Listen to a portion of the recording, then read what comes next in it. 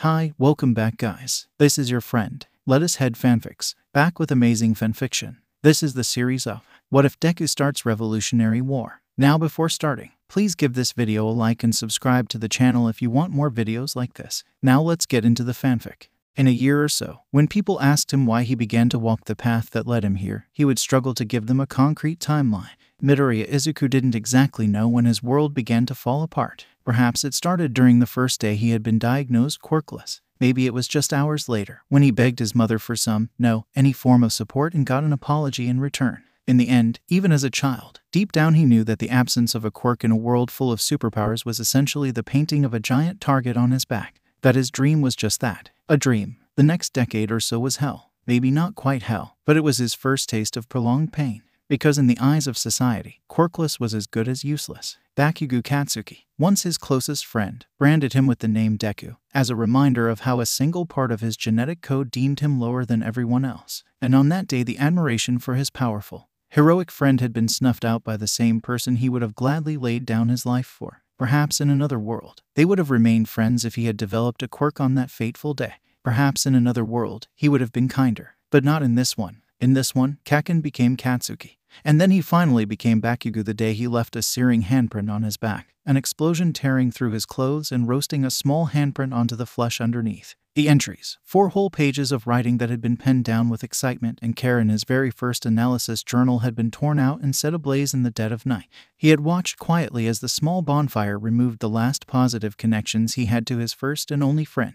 And for the first time in his life, he felt something akin to hatred. He struggled and stumbled, but never faltered, flinging himself in front of anyone who were unfortunate enough to draw the attention of Bakugo and the various bullies in the schools he attended over the years, serving as little more than a glorified meat shield. Even when the people he protected ran off without a word, even if they were sometimes part of the small crowd that whispered about his defect behind his back, even when the small, flashy yet not quite painful explosions started to burn and scar, even when he started having to figure out ways to dress wounds, hiding them under sleeves and makeshift bandages, he soldiered on, smiling as he did so. Because the day he stopped smiling in the face of those that tormented him was the day he finally let this world get to him. The day Midoriya Izuku finally became Deku. Perhaps it was the day he ran into the sludge villain. The first time he met his idol in person, offered up his heart and what remained of his hopes and dreams to the man who scared away the darkness with a broad grin. The day he bared his soul to All Might, and watched with a cold, numb feeling in his chest as the symbol of peace ground his heart into the dirt before moving on as though he was doing him a favor. As the man left the rooftop, Bakugo's words crossed his mind. He sat at the edge of that roof for a long time, contemplating whether it was truly worth it to continue fighting the label the world had chosen to place on him, his face devoid of the wobbly smile that had served as his last defiant shield against everyone else. Then came the sound of familiar explosions, and before he could second-guess himself, the boy got to his feet. He ran towards them, rather than away from them like he usually did. He watched with disbelief as his tormentor suffocated in the grasp of the same villain that had almost killed him, and looked around at the heroes yelling about how their quirks were not suited for this situation, stood idly by as a child suffocated, almost as if your worth as a hero was all up to what quirk you had. And out of the corner of his eye, he saw All Might in his true form, looking on just as helplessly as the heroes yelling at each other and the civilians recording the whole thing as Bakugo's timer continued to run out. And that was the first moment something in him truly snapped. When he saw the symbol of peace, in all his glory, witness a child die before his very eyes and do nothing about it. One moment he was part of the faceless crowd. The next he was running forward, bag already in mid-flight as he lunged for the sludge villain, a wordless cry trapped in his chest. His first thought was that he needed to give Bakugo a chance to breathe. His next was that the villain's eyeballs weren't slime like the rest of his body. His third was that an eyeball couldn't exactly withstand the pressure his hand could apply. In the end, his desperate actions only bought about 7 seconds for Bakugo to breathe. But those 7 seconds were all that he needed to tug his tormentor from the grasp of the villain screaming about his ruined eye, shuddering and convulsing. And before the man made of slime could envelop the 2 teenagers, finishing what he had started, All Might appeared like an angel sent from the heavens, changing the weather with a single punch and splattering the villain against a wall. He smiled and laughed, reassuring those watching that everything was all right. Midoriya barely spared him a glance, having seen his cowardice in action just a few minutes ago. The heroes praised Bakugo for surviving so long, and fawned over his hero-worthy quirk before telling Midoriya off about how reckless he had been. The disapproval only intensified when they realized he lacked a quirk, and all the heroes told him he should have left it to the pros. Those words caused whatever had snapped in him to splinter even as it tried to fix itself. He smiled, and judging from the way the adults who were so confident in their thoughts and opinions flinched in unison and stepped back, it was nothing like the confident grin he tried to maintain or the watery smile he fixed on his face after a particularly harsh beating. If he had been able to see himself at that point of time, he would have compared his own smile to broken glass. The pros. What pros? Do you mean the people that were standing by and watching a child die? He left the sputtering adults behind with that cheerful parting statement and grabbed his bag. Taking the usual route home, he absent-mindedly wondered what lie he would have to tell his mother this time. A couple of minutes later, the sound of his usual tormentor made him stop and turn around. Deku, with the snap-crackle-pop of explosions that once upon a time made him flinch from the pain that was to come, Bakugo stomped towards him, stopping a short distance away as though getting any closer physically pained him. Midoriya stayed silent, watching the blonde carefully and already ready to run away. I had it under effing control. I didn't need a city Deku like you to step in. You got that? Midoriya wasn't listening. He was just humoring his egoistic classmate, someone who was once a friend and the closest thing he had once had as a brother. So once his little tirade was done, the green-haired boy smiled in response. The fiery blonde stepped back and the explosions in his hands faltered for just a fraction of a moment. He nodded slowly, cold steel barred in his expression. All right then, Bakugo. He looked the boy dead in the eye. Next time I'll leave you to die. He swung his bag over his shoulder, leaving Bakugo behind with the image of a smile that was sharper than the edge of a blade and words that would haunt him for weeks to come. Another few minutes later, he was stopped once more by a booming "I am here" and All Might himself landing dramatically before coughing blood and deflating. He plasters a fake smile onto his face, acting like a fanboy meeting his idol. I apologize, young Midoriya, for my words earlier. I was careless, and you were the one who had to solve the problems my mistake caused. It's all right, All Might. He lied as naturally as he breathed. It was my actions that caused it in the first place, so I was just making amends. Even as Midoriya pretends that he hadn't been affected by the hero's callous actions. His mind hisses that if apologies could right all wrongs, this world would be a much kinder place. The symbol of peace laughs. Maybe so, my boy, but you acted like a true hero out there. Why did you run forward? Why didn't you leave it up to the heroes? He wonders briefly if answering with the truth will get him arrested, before settling for a generic answer that would come from a hero. Can't tell the number one hero about the burning rage in his gut, about the way his pulse quickened and how he had nearly broken out in fits of laughter as blood and slime dripped from his hand. I don't actually know. My legs just moved on my own. Although the true reason why he had acted instead of watching was because he had realized that the heroes were useless without their quirks. All Might's smile broadens at the answer. And while it would have warmed his heart and allowed him to die happy just a day or two ago, the only thing it does is sharpen the broken pieces of whatever had snapped inside of him. All great heroes have stories, and one thing stays the same in all those stories. At some point in their lives, when they were at their weakest, when all seemed lost, their legs moved on their own. Midoriya nods, internally rolling his eyes. I believe that you too can be a hero. A faint flicker of hope ignites even as he waits patiently for the ball to drop and gets rewarded with the secret of All Might's quirk. One for all. A legacy passed down through generations. Two things come to mind when he offers the position of successor to Midoriya. 1. All Might was once quirkless just like he was. 2. The man still thought that he couldn't be a hero without a quirk. He nods and accepts the offer anyways, a wide smile on his face despite the ice pulsing through his veins, despite the dark voice in his head pointing out that the man before him was out of time, and might even be beatable. Within his heart, Midoriya rips the section that had held his awe and admiration for the symbol of peace and the heroes of today out, crushing it just like All Might crushed the remnants of hope he had struggled to keep a hold of until today.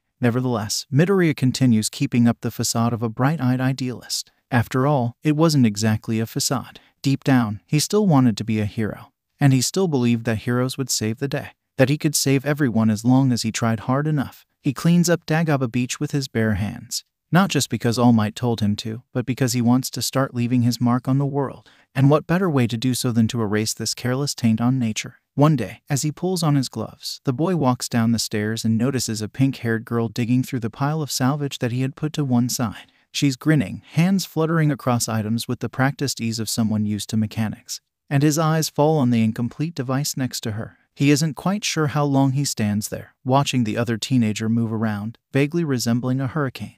Thankfully, she doesn't react as badly as he's used to when others notice his presence. Setting a hammer aside, the girl bounces up to him. Hey Greenie, are you the one that sorted out this lovely pile of materials? Idly, he notes the crosshairs in her eyeballs, stepping back slightly as she invades his personal space. And if I was, perks of shattering your worldview was that you could finally talk to someone else without stuttering. Unfortunately, whatever social anxiety he used to possess seemed to have been replaced by sarcasm.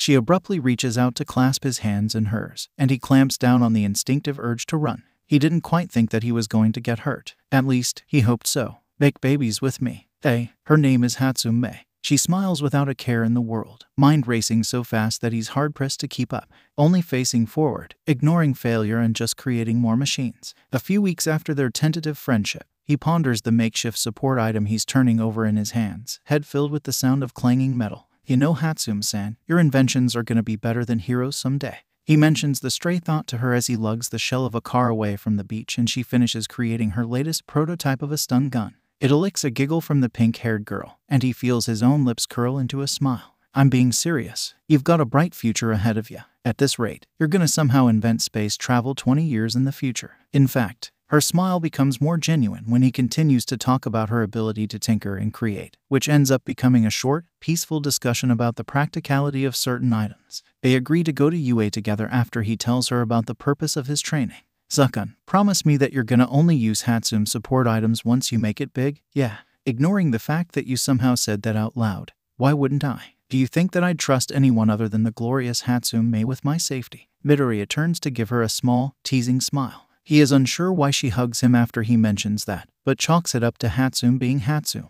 Any thoughts of how weird she was acting were banished from his mind soon after she turned the stun gun on him and told him to start running. He spends the rest of the day dodging projectiles that will send enough electricity through his system to paralyze him for about 10 to 20 minutes, and develops an even healthier respect for his friend's ability to turn scrap into something usable. For the first time in a very long time, Midoriya Izuku is truly happy. Maybe 2 or so months since the first day he had set foot on Dagaba Beach, Midoriya Izuku rolls out of bed and sleepily drags himself to the bathroom to freshen up. Looking at himself in the mirror, however, drags him from that comfortable place between dimensions to the waking world in an instant. Leaning in to get a better look, he runs a hand along the side of his face.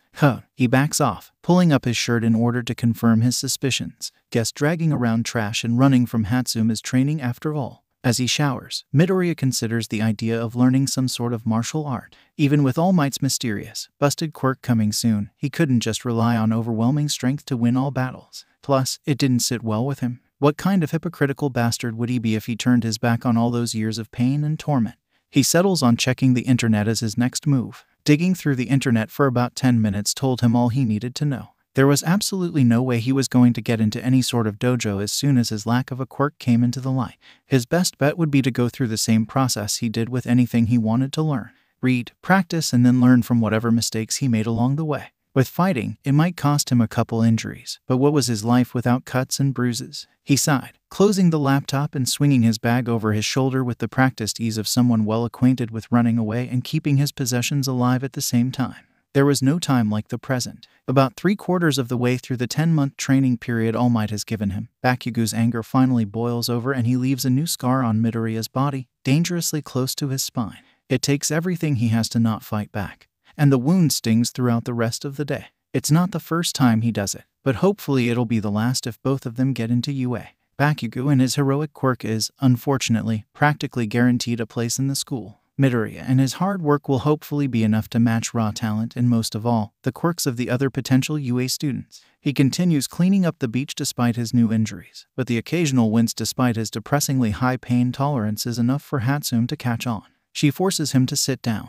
very nearly stripping him on the spot if not for the lucky fact that he's faster than her and values his continued existence. Under threat of a stun gun or the next weapon she cobbles together, he reveals the truth, showing the scars that he has littered all over his body. It's the significantly abridged version, but there's certainly enough details for his talented friend to put together all the pieces. After his short spiel, Midoriya is prepared for anything she has to say about it. What he isn't prepared for is the eerie silence that follows. Hatsume-san. Hatsume-san. Despite the numbness that has encapsulated his being ever since that very first shattering of his heart, Midoriya felt his pulse accelerate from its usual steady beat to the rapid thumping of war drums as Hatsume's blank expression twisted into a snarl. I'll kill him. He blanched as his friend got to her feet, and tackled her before she could get too far. Hatsume no. Hatsume yes. He spends an hour convincing her that hunting down Bakugo and breaking his wrists and kneecaps was not the right thing to do, and then they have a rather enlightening conversation about bullying and the effects of it on the victims. She still looks disgruntled, but that's at the very least a step down from the homicidal rage that he had been uncomfortably acquainted with over the course of the day. Just a little bit of maiming. He can survive without his motor functions. Nope, she sighs, finally relenting. He's given about 3 seconds of breathing time before she pins him to the spot with a stare. Midoriya flinches, but manages to push down the instinctive response to run. It's nice to have a friend, to have someone who cares, even if she is really scary sometimes. Promise me that you won't take his bullshit lying down. I can understand staying within the boundaries of the law, but you have to look out for yourself. He opens his mouth. And before you say anything self-sacrificial, I'll hunt that bastard down the next time you get injured. He closes his mouth. He promises her that the next time Bakugo tries to lay a hand on him, he will not take it without a single complaint. She gives him a phone number and an address. The first belonged to her while the latter belongs to her aunt, who apparently runs a self-defense club. She tells him to attend classes there so that he can at least put up a fight, because when Bakugo tries to attack him again in the future, she wants him to be able to fight back without breaking his own bones in the process. He agrees, but on the condition that she'll attend alongside him. Hatsum sighs, but agrees. She also tells him to call her Mei, because if two people are close enough to have a heart-to-heart conversation, they should refer to each other by their first names. He points out with some exasperation that she had called him Izuku from the start. She smiles, one of the few genuine ones that she shares with him whenever he does something sweet, and proceeds to force him to run around so that her new drone can gather data on how to subdue moving targets. He's really glad they're friends. Hatsum's aunt is a boisterous woman who particularly enjoys putting him through hell while his friend sips a cold glass of water and eggs her on from the side. He accidentally wonders aloud if all Hatsums were sadistic. The aunt and niece duo share a look before laughing. Despite his griping about the aches that had started dying down ever since he had gotten stronger returning, he continues training and enjoys the confidence that comes with knowing you're prepared for a fight. The other students that he interacts with from time to time don't know he's quirkless, which is probably why he's been treated politely and with respect. Even still, it's nice to be considered a perfectly normal human being from time to time. He's practicing on his own one day, while Mei's aunt works with some of the regulars. Mei herself is off doing who knows what, but considering she was cackling in that voice message she left, he thinks it's a wise decision to not try and pursue that line of thought any further. Midoriya finishes his latest set of kata when all the hairs on the back of his neck stand up at once. He whirls around, making eye contact with a girl gazing at him passively. He puts some distance between the two of them, wary despite how unimpressive the teenager standing in front of him is, especially cause of their eyes. He's learned, from years of people watching and his own gradual changes, that one's eyes always reflected what lay beneath. Bakugo's burned with fire and rage and the ego of one who stood on top of the world. Mei's was kind, but vibrant, thrumming with the energy that seemed to constantly course through her veins. And his own were blank, artificial, filled with the thousands of lies he had taught himself to believe. But never, ever, had he met someone with eyes so completely void of anything. It was like staring into an abyss. Slowly, ever so slightly, the mystery's lips twitched upwards into a smile. His own tightened in response. Midoriya wasn't exactly a fan of being laughed at. "You're different." The words were quiet, but heavy with the same weight that anchored the fog in his bones. "I don't follow." It wasn't quite a denial, but close enough that he felt a flicker of shame. Nonetheless, he squared his shoulders and looked the stranger dead in the eyes. A pale hand extended a scrap of paper in his direction. He blinked, bemused by the sudden turn of events. Against his better judgment, Midoriya took the offering, turning it over to reveal a number. He smiled internally. In any other scenario, this would be almost humorous. You came here to learn how to defend yourself. But if you want to know how to hurt, and to do it well, come and find me. Their piece said. The other teenager walked away without another word. Midoriya watched them leave, idly noting the way they seemed to glide across the dojo, unnoticed and unheard. He stuffs the piece of paper into his pocket. He continues to clean up the last remnants of trash at the beach. And while All Might expresses his disapproval when he noticed the rate at which Midoriya was clearing Dagaba Beach, he is quickly taken apart by Mei's rapid-fire comments about how proper rest was necessary for a growing teenager, and he, as an adult, should know that. The man splutters, but cannot come up with a proper comeback, so he slinks away. A few days later, he returns when Mei isn't around to comment about how that girl might be a bad influence on him. He feels another piece of himself quietly snap and states with the most innocent smile that he can muster that the number one hero stooping as low as to talk about a teenager behind their back wasn't heroic at all. He ignores the apologies and continues lugging the fridge he found tucked away in the midst of a pile of trash. Soon enough, the only thing left is a rusty car. He borrows a plasma cutter from Mei and cuts it apart after allowing her to dismantle the engine and whatever parts she wanted. They bask in the brief period of joy that came with 10 months of effort finally paying off, enjoying the sight of the sun rising and marking the beginning of a new day. Eventually, she runs off to finish her preparations for the UA entrance examination, and soon afterwards, All Might arrives to praise his hard work. He smiles and slips on the mask of a hero fanboy. In his head, he wonders if the old fart was waiting for May to leave before he approached. It comes as a surprise to him when he gives him a strand of his hair to eat, but Midoriya shrugs and forces it down with a healthy amount of water. He asks about how to use one for all and gets the second worst piece of advice he has ever heard in his life in return. Midoriya tries his best not to act bitter about it, and thanks the hero for giving him a chance to prove himself. He spends the rest of the day making sure May doesn't blow herself up before the examination and searching within himself for any traces of the power All Might has passed on to him. Unsurprisingly, he ends up coming up empty. He gets about 3 hours of sleep that night, plagued by the usual nightmares. The next day, Midoriya forces down what little food his shrunken stomach can handle and allows his mother to fuss over him before he takes his leave. Their relationship hasn't exactly been the best since the day the knowledge that she didn't believe in him because of his lack of a quirk finally clicked into place in his head, and he never really tried to fix it. Not to mention how everything else had fallen apart after that. May was the first person to truly believe in him despite his quirkless nature. All things considered, she was also his first true friend. He stands outside the gate of UA for a few minutes, waiting patiently for May to show up, and sidesteps Bakugo before he can shoulder check him into the ground. He catches a girl before she could fall and nods politely when she thanks him cheerfully and introduces herself as Uraraka Ochako. Before he can do the same, May appears like a demented, pink-haired phantom and drags him through the gates. He snickers slightly, waving goodbye to the befuddled teenager. Used to her antics and abnormal arm strength, he allows himself to be dragged. Thankfully, she releases her grasp on him when their paths diverge. They stand there for a few moments as May shuffles slightly, a stark contrast to the confident individual he had grown used to. It's odd enough that he briefly struggles to break the silence, before May hesitantly reaches out, pausing so that he has the opportunity to shy away from the physical contact. He extends his own hand, answering the silent question with a smile. A whisper of a grin forms on her face before she gently intertwines their fingers. A flare of heat makes itself known, and he prays to non-existent gods that his embarrassment isn't being broadcasted to everyone in the general vicinity. Either we both make it into UA, or neither of us do, got it? His head snaps up, heart freezing in his chest. What? No, you can't just throw away your future for me.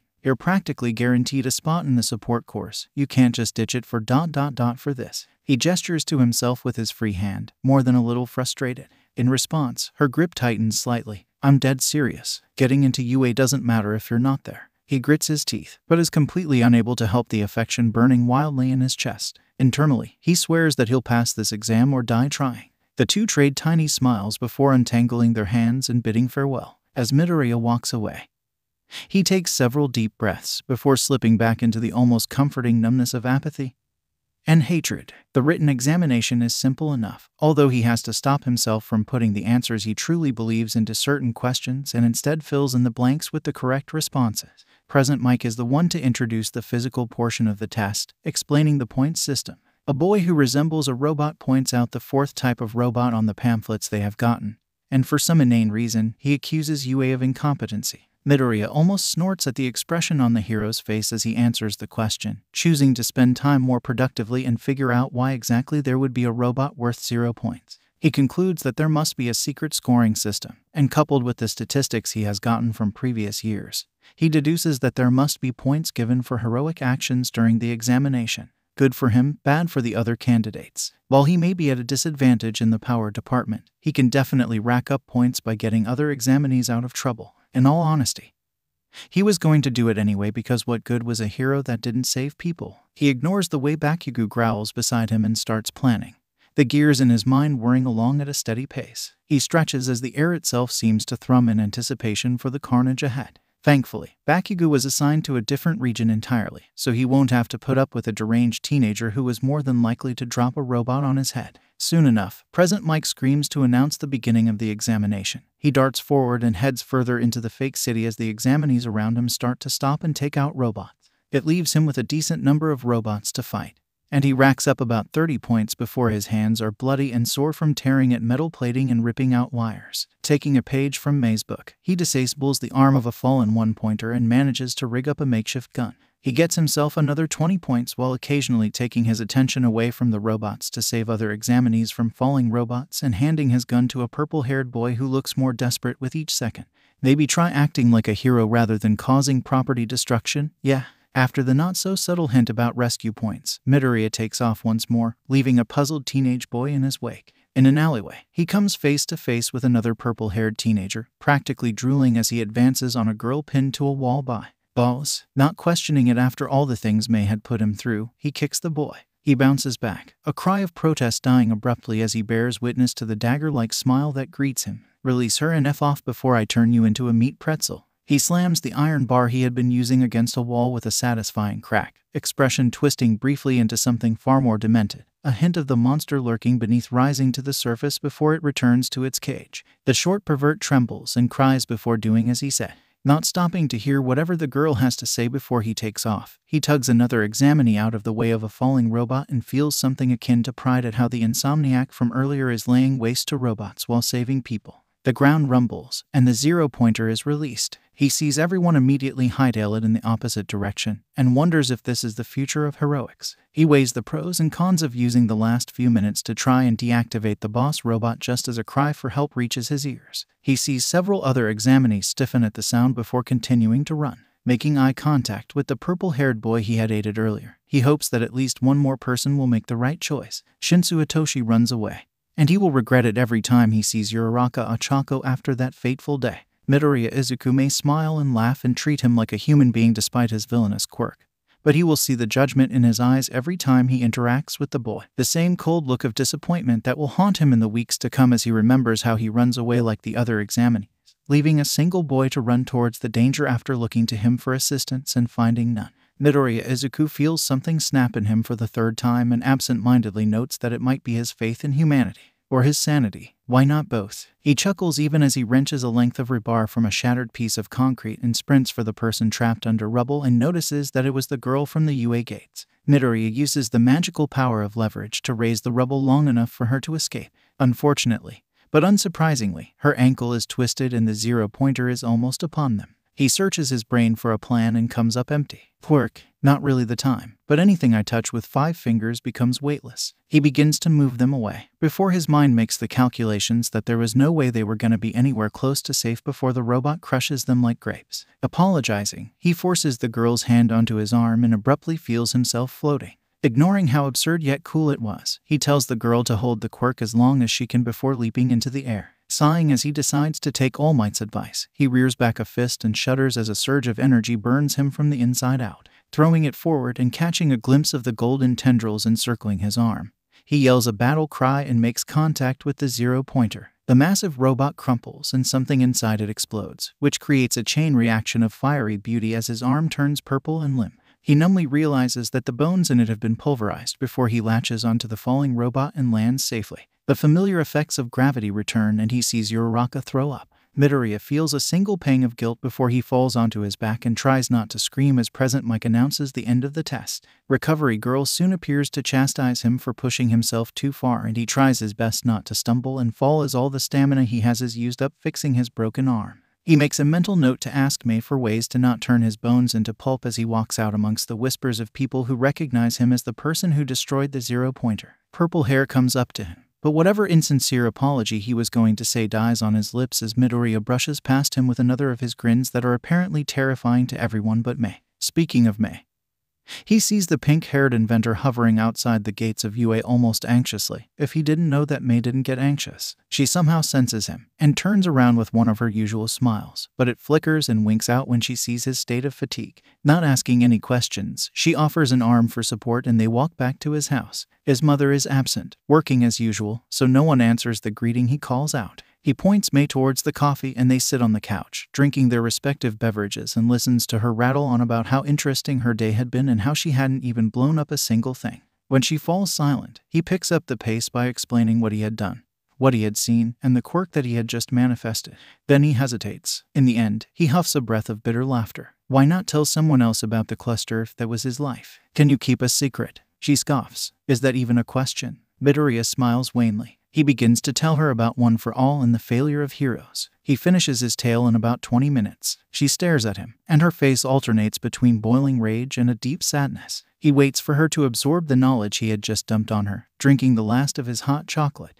As he rises and takes her empty cup to wash as well, he thinks that he hears a muffled sob from the usually bright and peppy girl. Midoriya doesn't know what to think when he is greeted with a rib-shattering hug when he walks back into the living room, but chooses to pat May on the back. What's the matter? The look she gives him isn't exactly pity, but more of horror mixed with despair. They stay like that for a while, and he asks aloud if this was what it was like to have friends. May sobs, a sound that is both heart-wrenching and unnatural as she tightens her grip on him, like she was afraid he would disappear if she let go. He thinks, not for the first time, that something was wrong with him. The next week passes just like the previous weeks have, boring and uneventful. With Dagobah Beach fully cleaned, there is no reason for him and May to go there anymore, and yet they still do. He'll train and May will fiddle with the contraption of the day. After a few days of the beach being clean, people have already begun to use it for their activities, ignoring the fact that it was because of them in the first place that the beach was so tainted in the first place. Not many noticed the boy doing push-ups in the sand and the girl whacking a smoking device with a hammer, although some still do. One mentions how nice it is to see that young love still exists. The simultaneous deadpan stares sent his way were enough to cause the man to chuckle nervously and edge away. Another, an old woman asks if they know who cleaned up the beach, and they pretend that she isn't talking to the duo responsible for the removal of all the trash on this now pristine place. She seems to still sense that they are hiding something from her, because she smiles kindly in the way only wise old men and women can smile and leaves with a parting word of gratitude. It's nice to see that your efforts actually mean something to the people you did it for. After a few hours, Izuku and May will part ways after lunch and he will spend his afternoon studying and carrying on with his hero analysis. Although now, he just calls it analysis. Sometimes he goes to Aunt Hatsume's dojo and makes sure his skills are never dull. Once or twice, when he's at his lowest, he calls the stranger. They never do give him a name, but no matter when he rings them up, they're always available, and he slowly becomes acquainted with blood and unnecessary violence. He's not sure whether he should continue visiting them, but just like any other bad habit, he just can't drop it.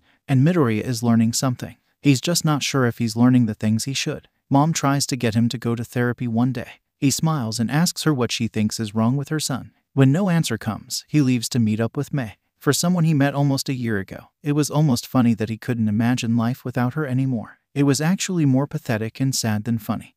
But those thoughts are carefully locked in a box and dumped into a bottomless pit in his head. They stay at the beach after dark one day to lie down and stargaze. It's one of the only places nearby that wasn't so polluted with light sources that the stars were drowned out. The silence was comfortable, and occasionally they would converse about anything and everything. He asks once if she thought there was anything wrong with him. She reaches out to punch him in the shoulder before standing up and twirling. He watches, almost hypnotized by her actions, and she gestures to the surroundings. It doesn't matter what people think of you. Look around you, Zakun. You made this possible. A beach completely smothered by trash by the uncaring masses. And you were the one to change that. She smiles and pulls him to his feet, twirling them around and around until he breaks into laughter. May traps him in another hug, and he leans into the touch, choosing to push the fact that he was touch-starved to the back of his mind.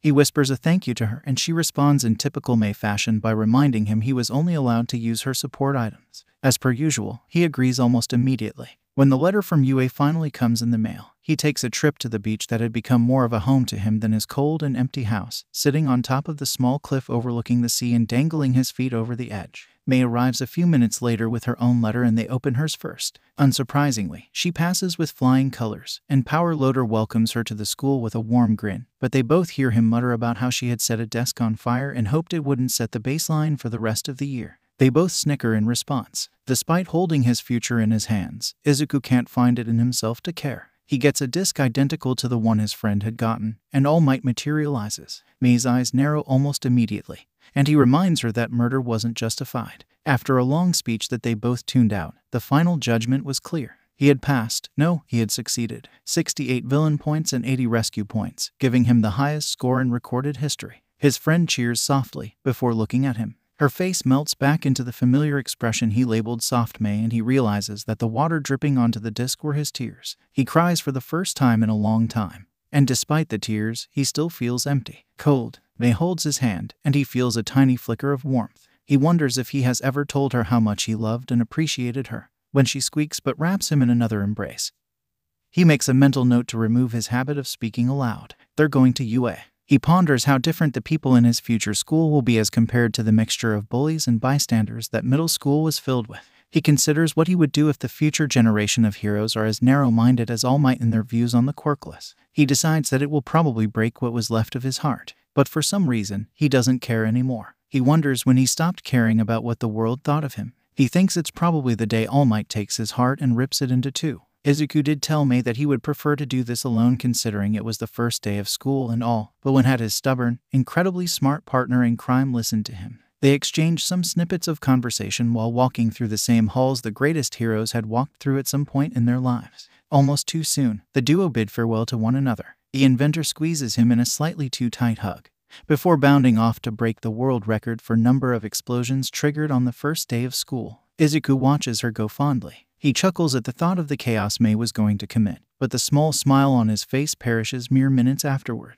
It was definitely unhealthy to be so fixated on one person alone, but he couldn't help it. The door to Class 1A is huge and most likely that size for any potential students with mutation quirks that make them giant. But surprisingly, he isn't intimidated by the ominous figure it casts. A flicker of motion directs his gaze to a yellow object the size of an adult male lying on the ground not too far away from the door. He weighs the pros and cons of approaching the entity, but his decision is made when he hears the familiar shouting of his tormentor from inside the classroom.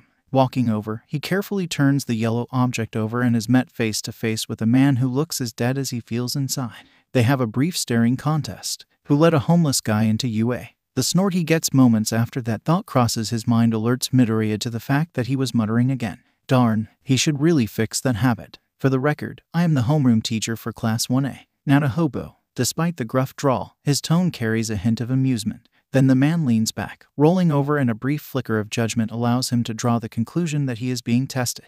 It would have been a good test of his character if Midoriya hadn't stopped caring about other people's opinions quite some time ago. Well, he still cares about one person, but this hobo-looking teacher who's probably a pro-hero isn't that person. So in response to the surprising revelation that he has just called his teacher a hobo, Midoriya merely nods. Need me to help you into class or are you gonna walk? The man's composure breaks for a fraction of a second to reveal shock, and he knows that he has already won the first battle. The adult mulls over his question, almost like he was actually considering it, before he grunts an affirmative, and Midoriya feels a flicker of amusement before he starts carrying out his task. The class falls silent almost immediately when he kicks the door open and walks in, dragging behind his cargo and looking like a murderer finding a place to dump the body of his latest victim. His eyes sweep the room, marking down the individuals he already knows. Uraraka is staring at him like whatever image she had in her mind had been completely shattered. The purple-haired coward tries to become one with his chair, which has the darker part of his mind purring in delight. The robot appears to be rebooting his brain from the sheer shock he is experiencing, and Bakugo looks like he's an inch away from grabbing him and choking the life out of him for ruining his origin story. Or maybe it was because he got first place in the entrance examination. Don't know, don't care. He carefully deposits the sleeping bag on the teacher's table and takes the only seat left in the room. Their homeroom teacher frees himself from his cocoon like a demented parody of a butterfly emerging from a chrysalis, and introduces himself, which Midoriya promptly tunes out, already focused on calculating how he can squeeze his new training routine alongside school. He says something along the lines of my class, my rules, and tells them to get to the training grounds before he expels them all. While this causes everyone to scramble out of the classroom, Midoriya waits for his classmates to leave before taking the gym attire and, as an afterthought, turns off the lights and fans before departing as well. Somehow, he manages to show up to the field first, and Aizawa-sensei gives him a searching look that he pointedly ignores, choosing to fiddle with his quirk and test a few theories that didn't involve complete destruction of his bones. When the rest of the class finally shows up, he tosses a softball to Bakugo. Bakugo, what was your record for the softball throw in middle school? 72 meters. And as expected, the answer comes with an arrogant grin that would have Midoriya's blood boiling if he wasn't so apathetic to it all. Throw it as far as you can, but using your quirk. Midoriya slips the earplugs he had in a pocket in preparation for the impending explosion and scans his fellow students, gaze falling on a girl with earphone jacks extending from her earlobes. As Bakugo rears his hand back and he smells the scent of nitroglycerine in the air, Midoriya quickly approaches the girl and covers her ears with his hands. Before she can ask him what he is doing, a sound like thunder breaks the silence, loud enough to be heard despite the muffled nature of the noise. Her eyes widen as he removes his hands, and she mutters a word of thanks as he returns to his place at the edge of the class. Rather than focus on the ripples of surprise and excitement going through his classmates, Midoriya chooses to start picking apart their characters in his head. Bakugo is easy, and his character profile was finished years ago. The next ones he chooses to break down into their simplest pieces are the two he already interacted with during the entrance examination. According to the seating plan, the purple-haired boy who ran away was Shinsu Hitoshi. Has a mental quirk, fairly obvious considering his lower-than-average physical nature, and since he had been running around like a headless chicken rather than psychically attacking the robots, it was probably one that only worked on humans. Perhaps some form of brainwashing. That would be considered a villainous quirk in this society. Possible triggers would then include mentioning how his quirk was suited for villainy, or since he still refused to make eye contact, point out how he ran away when someone else was in danger. Midoriya almost flinches when his classmates start protesting about how their sensei cannot expel them on the first day, but manages to repress the motion as Aizawa-sensei pins them with a stare. Unfair. The very nature of this world is unfair. Natural disasters, misfortune, villain attacks. This is Yui Academy, where you'll learn to be the best and brightest of your generation. If you have time to complain about fairness, you might as well leave now and save me the trouble of expelling you. Aizawa-sensei punctuates his statement with an eerie grin, which causes several of his classmates to react as though struck. Midoriya idly compares it to the stranger's wicked smile. For the first time in a long time, he feels a grudging respect for the first adult he's known that somewhat understands the way the world works. Still, getting his hopes up was just begging for someone to take it away from him again. He pushes the bits of information on Uraraka he has already started compiling into a little box in his head labeled analysis before participating in the tests. While the usage of a quirk is allowed, he highly doubts it would be beneficial for both his image and his health if he breaks a bone for something as benign as an exercise. May has already provided him with a useful analogy for manipulating one for all. He was a circuit and the quirk was his power source. What he had done in the entrance examination was equivalent to flooding a circuit which couldn't hold the amount of power coursing through it. So there were two things he could do: lower the amount of power, or circulate it through more components. Since he had been using one for all at 100% and it turned his arm into pulp, something told Midoriya that his body would probably break apart at the seams and leave him to die a painful, slow death from organ failure or something. Of course, a combination of both options would probably be the most effective solution to his body's fragile nature, but that wasn't exactly something to test out under the threat of expulsion. So his options now were limited to flooding a single part of his body with 100% power and hope for the best. He flexed his fingers and wondered if a normal human being would be considering how many digits he can sacrifice without being considered a liability. He also ponders, not for the first time and definitely not for the last time, if an individual with a telepathic quirk would run away if they could peer into his mind. And as per usual, it made him smile. Other than the fact that his classmates and possible future heroes are using their quirks in any way, shape, or form that gives them an advantage in the tests, this is a typical test of physical ability. That means he still hopefully has an advantage over people like the Invisible Girl or Shinsu himself. It wouldn't secure him a place in the top spots of any test, but it makes sure that he never leaves the middle of the pack. His own abilities sometimes surprises himself, especially in things like the endurance test. While one of the girls seems to have a creation quirk, generating the parts of a bicycle, and a boy with two-toned hair surfs on ice, he just runs like the rest of the students who can't use their quirks on that particular test. Even as the ones running begin to wheeze and falter, he soldiers on with a disturbingly clear mind. Somehow, he manages to even outlast the ice user, who gives up with the telltale signs of frostbite tracing his exposed limbs. Curiously, he begins to steam shortly after stopping and recovers much more quickly than one would expect. That paired with the two different colors of his hair implied that he had two quirks, or rather one quirk that functioned as two sides of a whole. If he wanted to take a guess, since one side of his quirk was ice, the other would be fire. Likelihood of that increased when considering the boy's surname was Todoroki, just like Endeavor. He tried not to be bitter about someone limiting themselves despite having such a powerful ability when he was gifted with a grand total of nothing.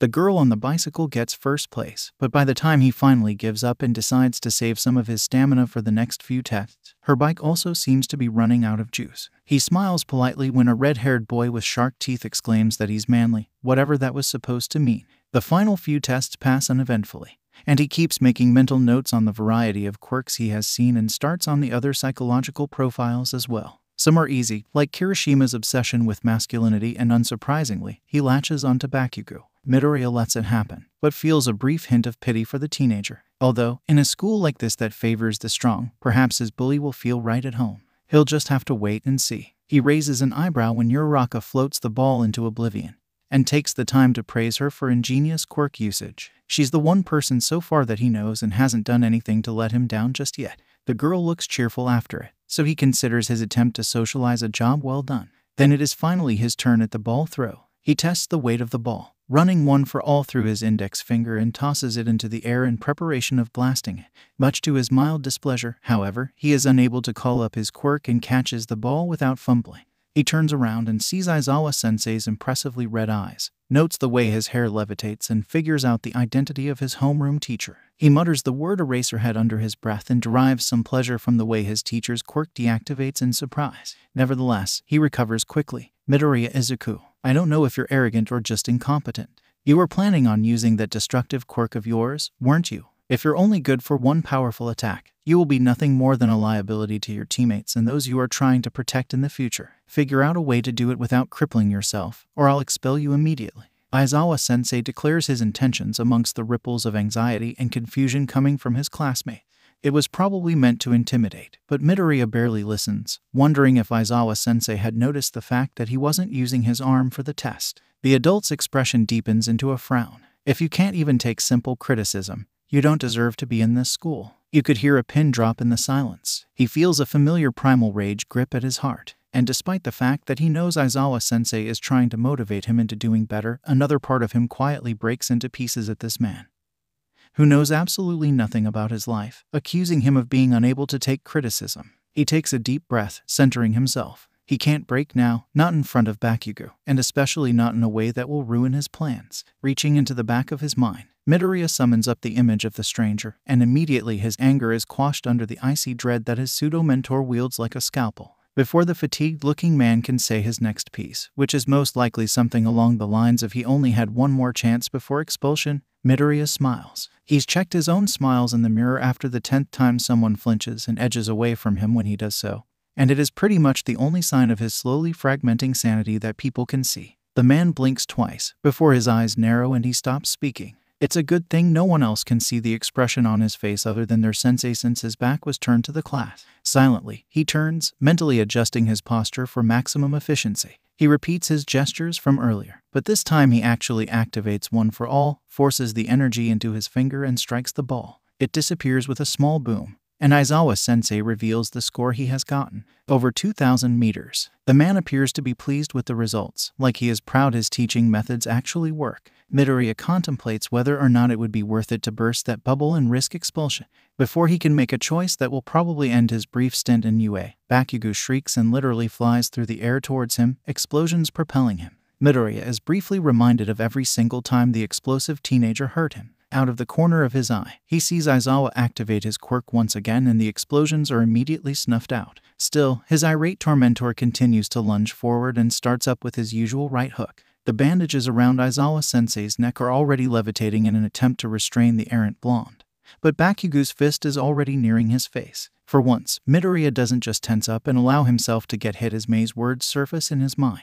Just like before he ran at the sludge villain, his mind narrows down to a single train of thought. He dodges the first swing and checks how close Aizawa-sensei is before he decides that it's socially and morally acceptable to fight back. So knowing that using his quirk will most likely turn his childhood tormentor into paste just like his arm was a week ago, he settles for a simple jab to the face. Midoriya tries not to feel satisfied at the way his fist sends Bakugo into the ground just before Eraserhead's capture weapon ensnares the blonde.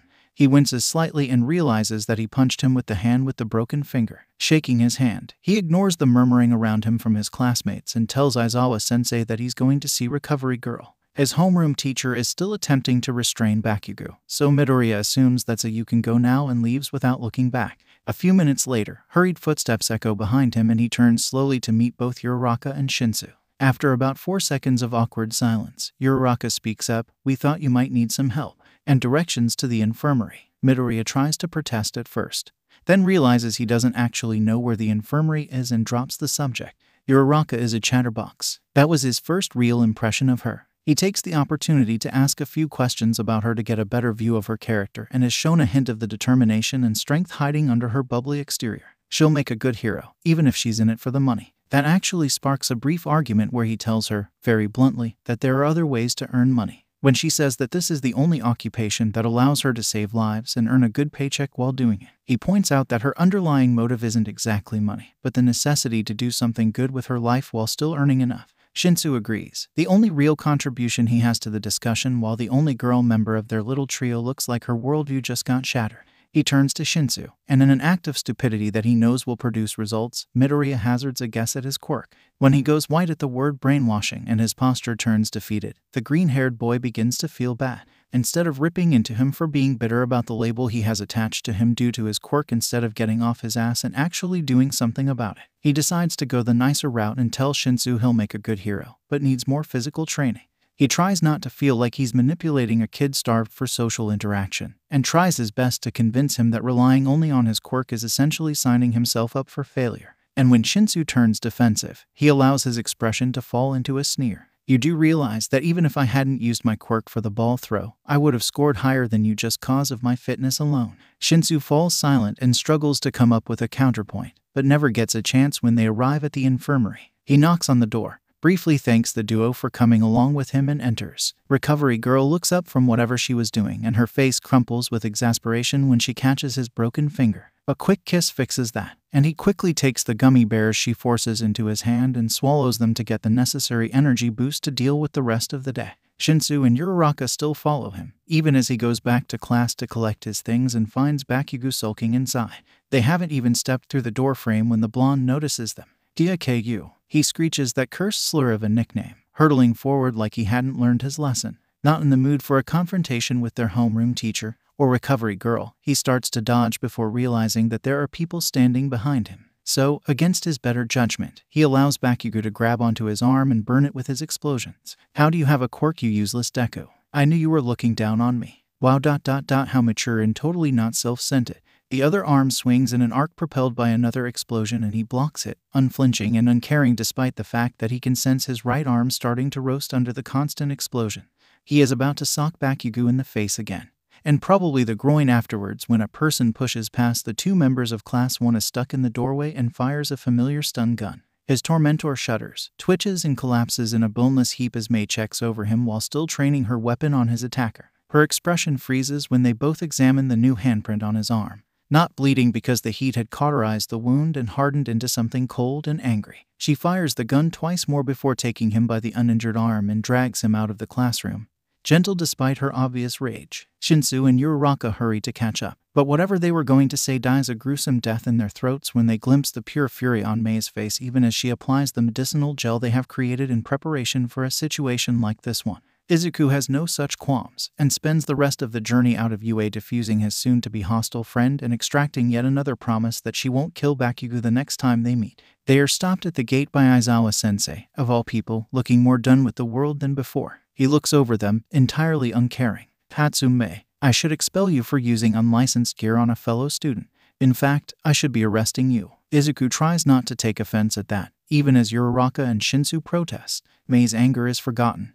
Not because of the threat of expulsion, but because it is now her turn to defuse the bomb. Aizawa-sensei sighs. If Bakugo's parents decide to press charges, UA will have no choice but to expel you. However, since he was technically in the wrong for instigating this whole fiasco in the first place, I highly doubt that it'll come to that. But do this again and I will not hesitate to throw you out of this school. Instead of defusing the Izuku bomb, Mei steps back, face carefully blank, but he can sense the hurt and frustration under that facade as her hands tremble. And ever so quietly, he steps forward, the part of him that the stranger had been carefully coaxing to the surface rearing for blood. Their homeroom teacher turns to leave, and Izuku thinks that this is all his fault, that he has gotten Mei into trouble because he couldn't even stand up for himself. A fraction of a second later, his mind sharpens with clarity and discards that thought. No more. Not exactly in full control of his body anymore. He grabs the older man by the shoulder and forces him to turn around. Aizawa-sensei looks unimpressed, but he knows that the teacher is an inch away from expelling him. So Izuku grins, venom dripping from his smile. Wouldn't it be a shame if the media figured out that the #1 hero school in Japan sits back and watches their students bully others? After all, you couldn't have known about what just happened if you weren't checking on the security cameras. And you did nothing. You chose to sit back. He pulls the man towards him, which only works because the teacher is far too startled to push back. Wouldn't it be a shame if everyone found out that the teachers of UA choose to warn and punish those standing up for what's right because it is the easy way out? Oh yeah, it would be a real shame if the name, address, and hero identity of one Aizawa Shouta is leaked to the public as the man who tells children they should suffer rather than act in self-defense. Uraraka and Shinsu are steadily getting whiter with each word that tumbles from his mouth, dripping with acid and the rage he tries to hide. He ignores them, power coursing through his veins as he glares. Their teacher continues to look unimpressed, but he can see the man's knuckles getting whiter. You do realize that you are physically threatening a teacher on school grounds, right?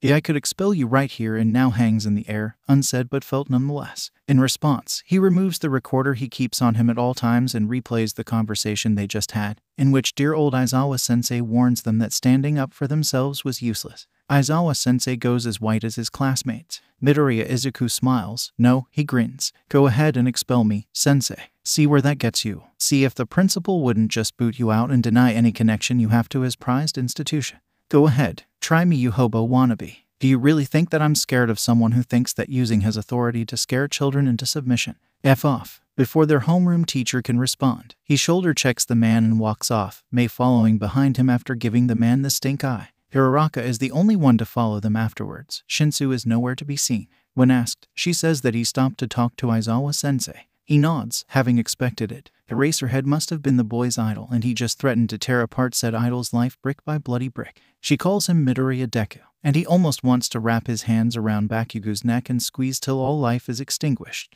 Even when he wasn't here, the blonde still took control of his life. He corrects Uraraka as gently as he can with the embers of righteous fury still begging to be rekindled in him, and Mei not so subtly reaching for her stun gun by his side. She apologizes and says that to her, Deku means Dekaru. He almost snorts at that, but tells her she can call him whatever she wants, because the best way to mock Bakugo's derogatory nickname would be to turn it into a mark of pride. Mei seems to understand this, because she no longer looks like she's about to shank someone. They exchange phone numbers with the brunette before she leaves with a jaunty wave, already bouncing back from the fiasco earlier, and now it's back to the two of them, just as it had been, just as it should be. He starts to get an apology out of his mouth before Mei slaps him lightly across the back of the head. Don't apologize, Zuku. You know that I'd rather get expelled than let that scumbag lay a finger on you. He feels the slightest bit of warmth from that statement, doing its best to drive away the cold that shackles him. And you know that I'd rather overthrow the government than let them expel you. They both know that the opposite party isn't lying. It's just another ironclad promise that they both cradle gently in their hearts. Not a single one broken. Principal Nedzu finishes listening to Aizawa's report before sipping on a cup of tea to give himself time to formulate proper, polite sentences. He asks, with just a hint of anger, do you think yourself the principal of this institution? When the man answers in the negative, he tacks on another question. So why do you act like you are? The rat watches passively as his employee struggles to reply. Your pay will be docked until I can trust you not to run your mouth. I've given all my teachers plenty of freedom, Aizawa. I can also take it away. He punctuates his remark with a sip of tea, turning away in a clear sign of callous dismissal. The bedraggled man looks like he wants to argue, but knows that he has been outplayed not once, but twice now. He exits almost silently, minus the door slam on the way out. The principal drinks another cup of tea, turning his attention to his file on Midoriya Izuku. Strong, intelligent, the next holder of one for all. Yet, there was something off about the boy, something that made his long-suppressed animal instincts whisper about a predator, a hunter. He has found himself a new puzzle. Izuku spends the rest of his day hanging out with Mei, listening to her rattle on about the class and the equipment and how many babies she can make. He stays silent apart from the occasional comment, a part of his mind far away and entertaining the thought of withdrawing from UA and turning to vigilantism. He quickly silences the thought, knowing that All Might would hunt him down, especially since he possesses the power that made him the #1 hero and apparently turned him into a man who has forgotten his roots. They sip on the milkshakes that they ordered on the way to Dagaba Beach. And today there is not a single person in sight. Just him, Mei, and the gentle sounds of the waves lapping against the shore. Offhandedly, he's reminded of a pre-Quirk video game. A man, a lighthouse, a city, a utopia, even for just a brief moment, where people were defined by their work, not their biology. He dismisses the thought, switching topics to analysis. He feeds her the quirks and personalities of the WANA students he has profiled, and she draws ideas for support equipment and counters for each and every one of them. They stop after a few hours to get dinner before she drags him back to his house so that they have internet access and a decent computer. Mom is home this time, but she barely spares them a glance until she notices Mei, and then he is forced to undergo several minutes of questioning about his intentions. He cuts her off with a simple sentence and allows Mei to literally drag him upstairs. She notices the difference in shades on the paint on the walls, and her gaze flickers to his open closet, a box of posters sticking out from the bottom of it, but says nothing. She does, however, take his hand and cup it between her own. He pretends that they both aren't blushing wildly. They come up with rough drafts of what would soon be baby's number 100-130, and she soon says that she needs to go home. Izuku takes one look at the time, then at the way her eyes are drifting shut, held open by sheer willpower, and puts his foot down. You're staying over. Zukan, you know that I'll be fine. It's not even that late. If you even try to leave, I will tie you to this bed. She huffs and calls her mother to tell her she was staying over at a friend's house. Before her poor mother can ask any questions, she hangs up and flops onto the bed. He prods at her and tosses some of his old clothes at her face. Directing Mei to the bathroom is like trying to get a cat off your keyboard. An arduous task that ends up with no one happy about it. While she's showering, Mom knocks on the door before entering, and before she can say anything to reignite his smoldering temper, Izuku tells her firmly that Mei would be sleeping over and there was nothing between them. She doesn't look convinced, but he shuts down any lines of questioning until his friend returns from the shower. The clothes don't exactly fit her, and he avoids looking at her chest as she towels off her hair. He tells her to take the bed and leaves for the shower before she can argue. As he closes the door to the bathroom, he realizes that he has left her with his mother. But with everything that has already happened, he can't find it in himself to care. It's been a rough day, and it was already taking a not entirely insignificant part of his self-control to sit down and cry. He nearly falls asleep in the shower and decides he's clean enough. Mom's bedroom door is now closed, so he knows that she has retired to bed. A quick peek into his room is enough to see Mei lying on his bed, eyes open. He enters and closes the door behind him, sitting on the floor against the bed frame. Get some rest, Mei. Sleep is for the weak. He chuckles. You'll either sleep or I'm gonna make you sleep. Mei snorts, but he can feel her body uncoil from the tense state it was in ever since Aizawa-sensei had threatened to expel her. Where are you gonna sleep? He responds by grabbing a pillow and wedging it behind his neck. His friend gives him a deadpan stare before using her impossible arm strength to drag him onto the bed as well. He squirms feebly in her grasp as he feels her press up against his back so that the two of them have enough room to not fall off the bed. He tries to speak, but is more sure that he squeaks that she should just let him sleep on the floor. Her only response is to hum and continue using him as a teddy bear. Izuku gives up, brain already shutting down from the pleasant sensations of a warm bed and the comforting contact of the one person who had stood up for him. He wonders, once again, what he would do without Mei, tracing his fingers along her own. He gets his answer the next day, when All Might announces that they will be doing battle training. Somehow, through sheer bad luck, a team versus team battle turns sour when his partner interjects. Aw man, I just had to get stuck with the one guy who can't use his quirk. Huh. Bakugo laughs at that, still bitter from yesterday. All Might's smile becomes just the slightest bit more plastic. We cannot always expect to have the best teammates, young Kaminari. Midoriya looks around, and no one can meet his eyes, except Todoroki, who looks as dead as he feels, eyes displaying only the frigid nature of the cold and empty void inside of him in direct contrast to the fire that can rival the sun he has fed using all the things people have managed to break in him. He wonders if Todoroki has already written him off as a person he didn't have to compete with. And another bit of hope that someone whose eyes look just like his would understand him is snuffed out. Even Uraraka avoids looking in his direction, and he takes the mental profile of her in his head, crosses out the words potential friend and replaces it with just like everyone else. He tugs on the gloves of his hero suit, coming directly from Mei herself, and 100% Hatsume Mei. It is beautiful, and exactly what he wanted. He chuckles, the mask hiding the grin that takes his face hostage every time the flames flare up. He tells All Might that he will just have to fight 3 people instead of 2. Ignores the whispering and the look of disdain from Yaoyorozu at his supposed arrogance. He knows, with startling clarity, what he will do without Mei around. He will take the tools she has gifted him and the suit that she has spent several sleepless nights on. He will use them. Mei wasn't here to hold him back, so didn't that mean he was free? 3 opponents instead of 2. Bakugo, Yaoyorozu, and Kaminari. He was uncomfortably familiar with Bakugo's quirk and fighting style. Yaoyorozu was a student that gotten through the recommendation examination, and her quirk was extremely versatile. As for Kaminari, cocky, but understandable considering the dangerous nature of the electricity he could wield. Not a fight he would normally take, but under a controlled environment and with white-hot rage burning him from the inside out, he could afford to get a little bit reckless. More than one of his classmates sent him pitying looks as he played around with the technology in his suit, and the grin underneath his mask widened further when All Might designated him the villain of this exercise. If he had been slated for the hero role, it would have made his job significantly harder. He cracks his neck with a sudden twist, making sure to tighten the reinforced gloves just for dramatic effect. The teenager presses the button on the side of his mask as he leaves the room and it whirs, clicking several times before unfolding to cover his entire face instead of just his mouth. A digital screen pops up, expanding to cover half of his vision as he manipulates it with deft motions. Although to everyone else who couldn't see said screen, he probably just looked like he was messing around. Hopefully his opponents weren't watching his movements.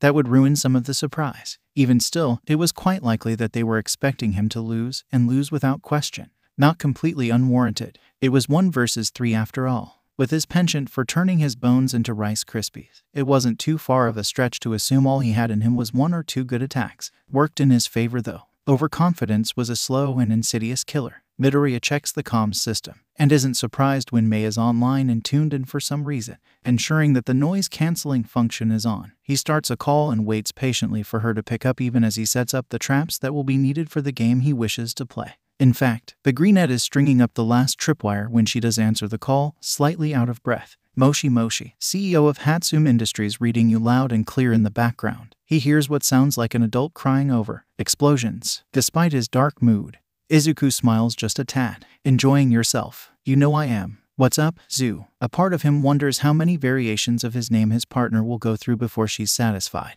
But the question is enough for him to remember his reason for calling. I'm about to do something really stupid, something that I might regret in the future, but I can't bring myself to not do right now. Mei falls silent. He waits patiently, checking through his gear as the moment stretches on. Power Loader seems to be concerned, considering the muffled query. His partner responds with a vague excuse. Do you want me to talk you out of it? Or do you want my opinion? Second one. I think I know you well enough to figure out why exactly you're so mad right now. And I don't think you've ever been angry without a good reason. So what you're gonna do now is hold your head up high and do whatever you think is necessary. Got it. A bark of a laugh escapes his throat. Such a Mei thing to say. And yet somehow, he can feel the tension in his bones loosen up, just a little. He looks up reflexively as All Might announces the start of the battle trial, fire in his eyes. Mei, thank you. What's there to thank? Even with her nonchalance, Izuku can hear the grin in her voice. He chuckles once more before ending the call. The calm that he gets when he is truly furious relaxes his nervous limbs and he flexes his fingers. Showtime. How do you win a battle against overwhelming odds? The stranger ducks below a kick before sweeping his legs out from underneath him.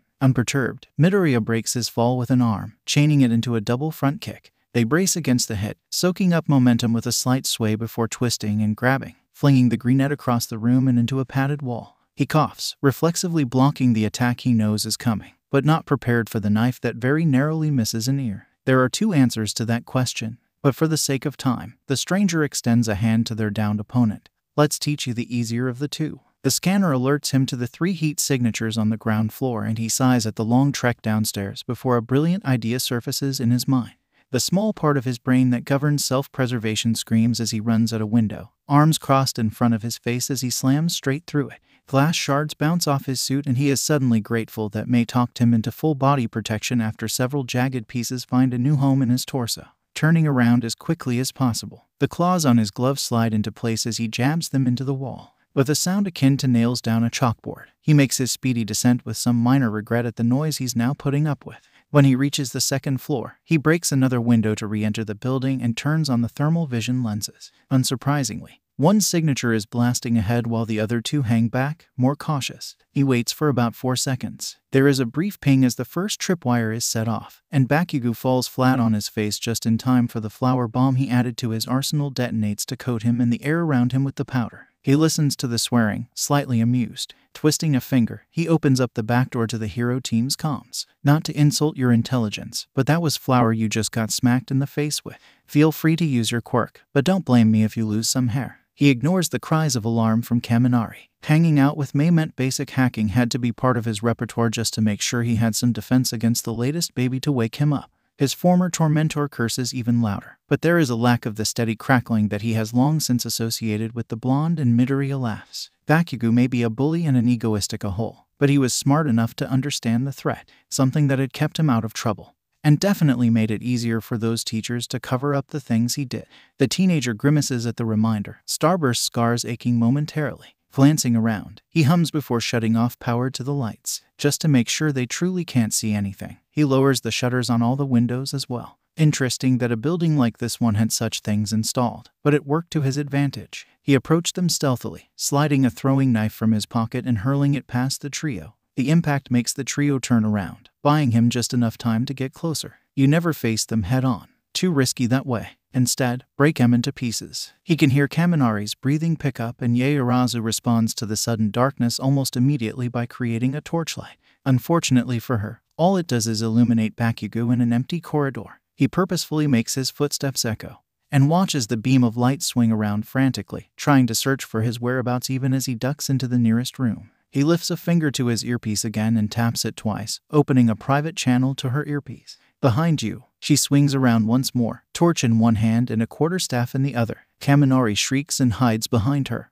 Bakugo is attempting to dust the flour off his body. Unfortunately, He can see everything. Truly unfortunate. He removes a small ball from one of his many pockets, twisting the capsule before rolling it across the ground. It clatters slightly, and the flashlight beam follows it across the ground. A beat of silence passes. He springs into action as the flashbang goes off, pouncing forward and hooking an arm around Kaminari's neck. He screams, discharging immediately to no avail. The batteries attached to his various gadgets hum as they begin to be overcharged. An excess electricity reroutes itself to channel a current through his gloves. He drops his unresponsive classmate, turning to take on his next opponent. One down. Think of it as a one-on-one, with the added side objective of keeping the others from butting in. He opens and closes one hand, mimicking a wave even though the remaining two are still somewhat blinded and dazed. Midoriya reaches down, picking up Kaminari by his collar before pivoting. Make them regret ever trying to fight you. The greenette bares his teeth in a facsimile of a smile, throwing the blonde at his teammates. Reflexively, she smacks him out of the air with her quarterstaff before freezing, abject horror on her face. Taking advantage of her hesitation, Midoriya darts towards Yaoyorozu. To her credit, the teenager recovers just in time to defend herself, staff aimed for his chest. He grabs it with a sparking hand, electricity still running through the open circuit and up the metal rod. She screams while trying to let go, only for her muscles to lock up and prevent her from doing so. He maintains contact for several seconds before releasing the staff, allowing it to clatter to the ground, dropped by loose fingers. She looks up, fear in her gaze as he switches off the current. Gripping Yaoyorozu's face with both hands, he yanks her head downwards so it can make acquaintances with his knee. She staggers, and he follows up with a judo throw, respectfully avoiding contact with any inappropriate parts of his classmate and slamming her into the ground. For good measure, he gently kicks her in the side of the head, just enough to knock her unconscious. 2 down. His last opponent is practically foaming with rage, the only reason he hasn't attacked yet being the flour still dusting his hands. Also the fact that Bakugo sought strength above everything else. Midoriya figured that his current thought process was somewhere along the lines of if they couldn't beat worthless Deku, they deserve to lose. He stretches somewhat exaggeratedly, waiting for the bully to finish cleaning himself off. He was here to win, but he could at least have some fun. Bakugo starts with his usual right hook. It appears he has not learned his lesson. Midoriya grabs the outstretched arm and slams him into the ground before backing away. Just to piss him off, the green-haired boy laughs. Mei says hi by the way. Well, technically she said something more along the lines of if you see that smug bastard, tell him that I'll break his legs, but he wasn't quite in the mood to start a war. The blonde doesn't know her, but he can almost see the synapses in his head firing as he makes the connection between Mei and the pink-haired girl who tased him yesterday. He shrieks a battle cry and buries an explosion-powered fist into Midoriya's gut.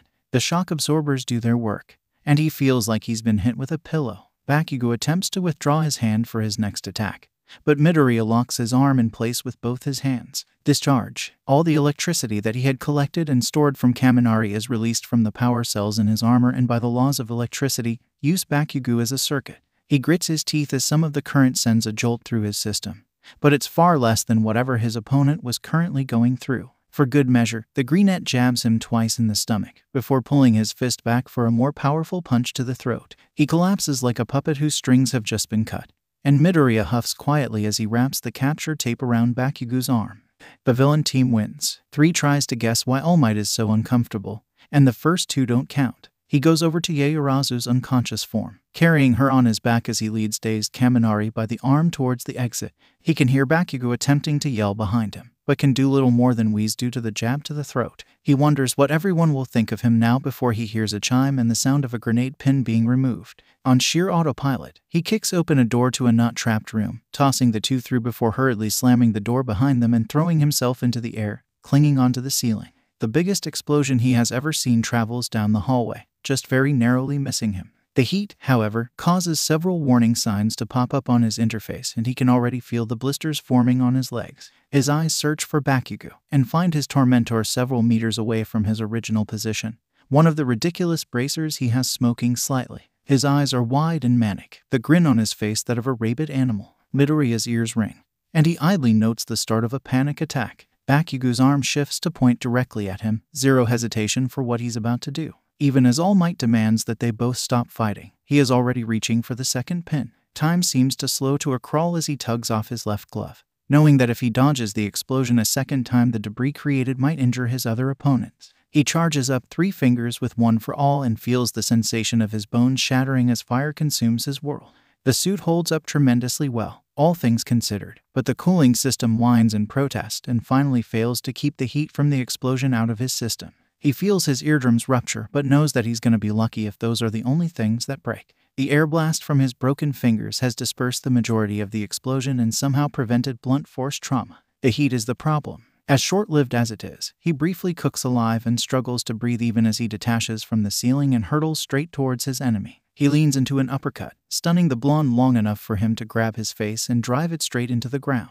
Hard. He does it twice more to make sure Bakugo goes straight to dreamland before he stops. Panting, he rips the mask from his face and slumps to the ground, heart racing so fast that he feels his lungs protest at the demand for oxygen, and the several burns he has developed begin to sting. A gust of wind alerts him to all might. The urge to throw up intensifies and he picks up his mask, puts it back on his face and goes further into the building, ignoring the number one hero. He knows their teacher, his mentor, will whisk the fallen trio away to the infirmary, and he's in no mood to be anywhere close to the one who could have very nearly allowed Bakugo to kill 3 people. Midoriya just focuses on dismantling the traps rather than his impending panic attack and unsatisfied rage. He doesn't know when he blacks out, but one moment he's staggering back to the entrance with 3 broken fingers and a boatload of contraptions, and the next time he opens his eyes he is in a familiar bed. "You're awake, I see." Recovery girl walks over, a frown on her face. 2 visits in 2 days. You really need to stop breaking your body. He's too tired to accept the good-natured scolding.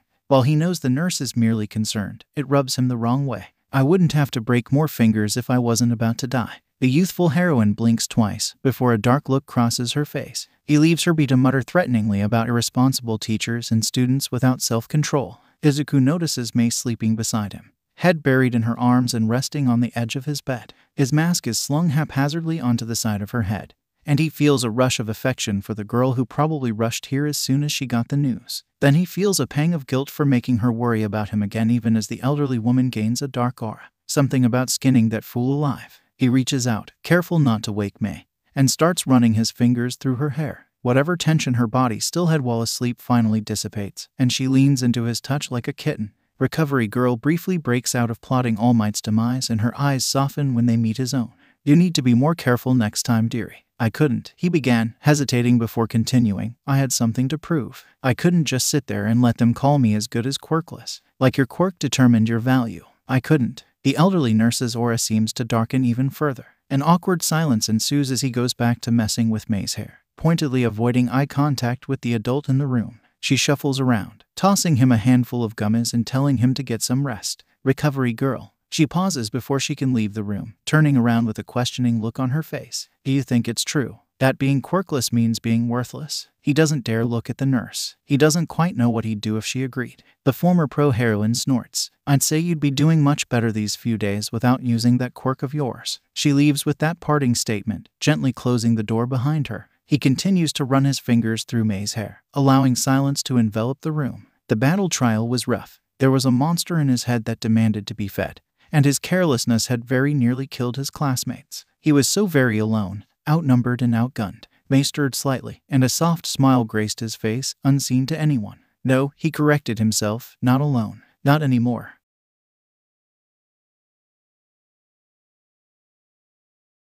He wakes up again, and this time it's because of the sound of an argument that is rapidly getting louder. Mei is standing up now, posture defensive and radiating anger. He turns his gaze to the subject of her ire and feels the familiar mask slip back onto his face, filling his veins with ice. "I've said this 3 times already.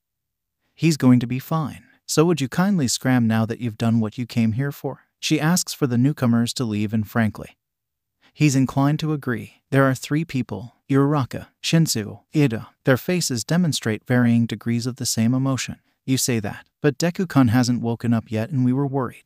Just let us see him." That's Uraraka, with that cursed nickname that still makes him twitch in barely suppressed fury. Indeed, he's somewhat impressed by Ida's hand chops per second. "It is our duty as responsible classmates to check on Midoriya-san, especially after he took such a serious injury. Less so by his rigid, disciplined nature. Shinsu looks like he's been dragged here against his will, and despite Midoriya's ire towards the purple-haired coward, he can feel a small shred of sympathy for the insomniac. Before Mei can pounce on them, he tugs on her arm and directs their attention to his lack of unconsciousness. Mei immediately throws herself onto him, much to the embarrassment of the other trio in the room. He calmly answers her rapid-fire questions and consents to a slightly invasive body check before gently nudging the inventor off his chest. Much to their collective surprise, however, she chooses to curl into his side and close her eyes rather than get off the bed. Midoriya sighs, but says nothing of it, just shifting over to make room for his friend. She deserved it considering what he had just put her through. He turns his first warm, now frigid gaze onto the Three Stooges. What do ya want? His gaze narrows and hardens when they repeat the same spiel they gave May, and he raises a hand to cut them off halfway. Tell me. Midoriya drums his fingers lightly against May's shoulder. Where was this concern earlier? He leans forward, a guttural snarl half forming before dissipating just as quickly. Maintain your composure. These people aren't worth it. What were you doing when Kaminari called me useless for having a quirk that broke my bones? Underneath that question, his true accusation. Do you also believe that a person's worth is determined by their quirk? An awkward silence ensues as they struggle to formulate a response. He carefully avoids clenching his hands, but his disdain is apparent for all to see. Uraraka looks like he's punched her in the face. Ada fumbles slightly, eking out a word or two before remaining quiet. Midoriya turns his gaze onto Shinsu and almost smirks when the latter draws back like he's staring down a predator instead of his classmate. Still, when they continue to stand around, he slides a hand down his face, glaring at them. Get out of my sight. The two of them stay like that until Recovery Girl comes back, although May gradually opens up after some gentle coaxing, and he cheers her up with his praise of the suit she made. While she argues that it didn't save him, he points out that the injuries he got were from his own recklessness, and she couldn't possibly think that her handiwork would stand up to a point-blank explosion, and the fact that he would have most likely died without her equipment. The reassurance just seems to fuel her determination, and she vows to make his suit everything-proof. He laughs, and laughs even harder when she says that she's serious while pouting. A nice change from the fighting earlier. When the elderly nurse walks in and sees them arguing over the balance between the strength of armor and the weight of additional protection, she smiles and gives him another once-over before concluding that he is in a good enough condition to be discharged. He stands up, stretching his limbs before they can cramp up before nodding briefly in Recovery Girl's direction. Thanks, I'm just doing my job. It's the least I could do. Midoriya's mouth tightens into a thin line, hand straying to the terrible scarring that came with shaking hands and shoddy stitching. It isn't. Checking the time, he notes that it is the end of school and, just like the previous day, returns to class in order to grab his things. May's stun gun is drawn and primed, for both of them are expecting history to repeat itself. He opens the door carefully and relaxes when there is an absence of explosions. Stepping into the room, the teenager tenses right back up when he notices about half the class is still, well, in class. He can see the questions forming already and shoulders past the crowd to grab his bag. Ignoring the sudden eruption of noise around him and tuning out the louder ones, he hightails it back out the door. May looks even more unimpressed with Class 1A. And they continue the train of thought from earlier even as several members of his class race after him and try to insert themselves into the conversation. A lifetime of pretending the people who whisper about him didn't exist definitely paid off. Unfortunately, or fortunately, whichever way you look at it, May doesn't have the same experience, and the hand brushing against her weapon starts to twitch even more. Rather than alienate himself and perhaps give his hypocritical classmates the same treatment he gave Aizawa-sensei for daring to threaten May, he gets a far more interesting idea. He mutters a word of warning to May before grabbing her hand. She smirks and quickly clambers onto his back as he takes off in a sprint, in a brief display of insanity. He channels the slightest trickle of one for all to his legs, and instead of breaking them, he feels a sudden surge of energy and they quickly leave the rest in the dust. Onwards, my noble steed. She pats him rapidly on the head and he laughs along with her. Only when Yue fades into the distance does he cut off the flow of power to his legs. Izuku is sweating slightly and his legs ache, but he feels more alive than ever until he remembers that this is the work of a quirk. May is still clinging onto his back and she seems to sense the speed at which his mood plummets, because she pats him on the head before tucking her head into the crook of his neck. He thanks her softly, feeling another surge of gratitude for his best friend. Unconsciously, he registers her scent. Izuku tries not to think about how nice she smells. Hey May, yeah, I'm glad we're friends. It's not the first time he's said this. Usually the energetic hurricane in human form would respond with a confident statement like of course you are. But today she just tightens her hold on him. So am I, Izuku. The affection in her voice is almost tangible, and he tries his best to suppress the rising blush before he can embarrass himself. He continues carrying her, just enjoying the silence for once instead of trying to fill the void with noise. The dark voices in his head are silent. He smiles, just for a moment, basking in the normality of the situation, enjoying it before it ends, all too soon. On the way home, he brings up the idea of creating a shack or something at the beach considering how often they go there, and May agrees almost immediately. The discussion of the structure and materials helps to take his mind off the reactions of the people around them as they startle at the sight of the duo. Perhaps it's because they recognize him from the sludge villain incident.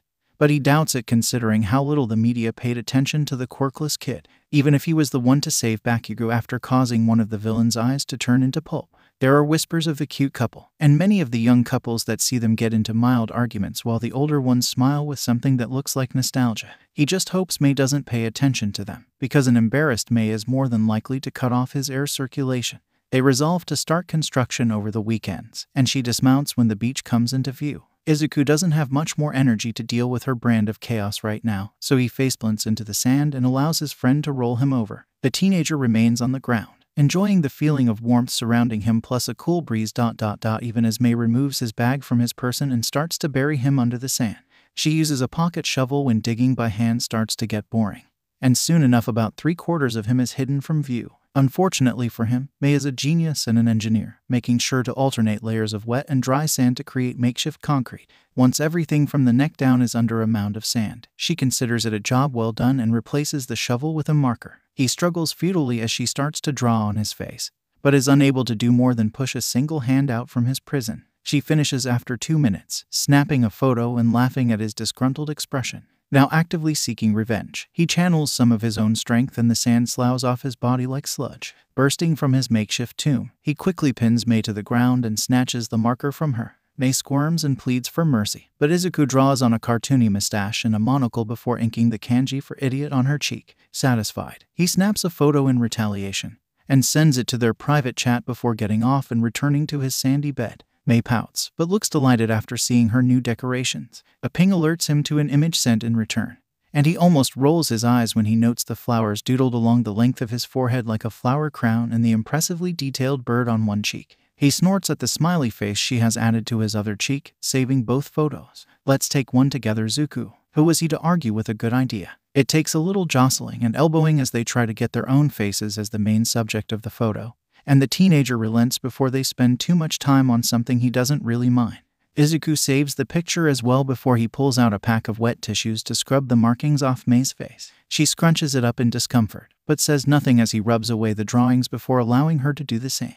Her phone chirps and she glances briefly at it before sighing, a hint of disappointment in her eyes. He nods in understanding, and they exchange a hug as farewell before she runs off. He watches her figure recede into the distance before flopping onto his back. It's mid-afternoon, so there are no stars in the sky. Instead, he puts on the mask and waits as it unfolds. Midoriya starts work on the profiles he has not yet completed, having a feeling in his gut that more situations like the one he has just encountered today will occur. One success didn't mean he had reason to grow lax. As victories mount, so too would resistance. He couldn't afford to lose. Not here. Not now. By the time the sun begins to set, he is half asleep and only has 2 profiles left to complete. Not having enough intel on either of them, he presses the button to collapse his face mask and removes it gently, turning it over in his hands to gaze at the parody of a smile on its face. He briefly mourns the way his original costume design has been completely remodeled to something more practical instead of a homage to All Might.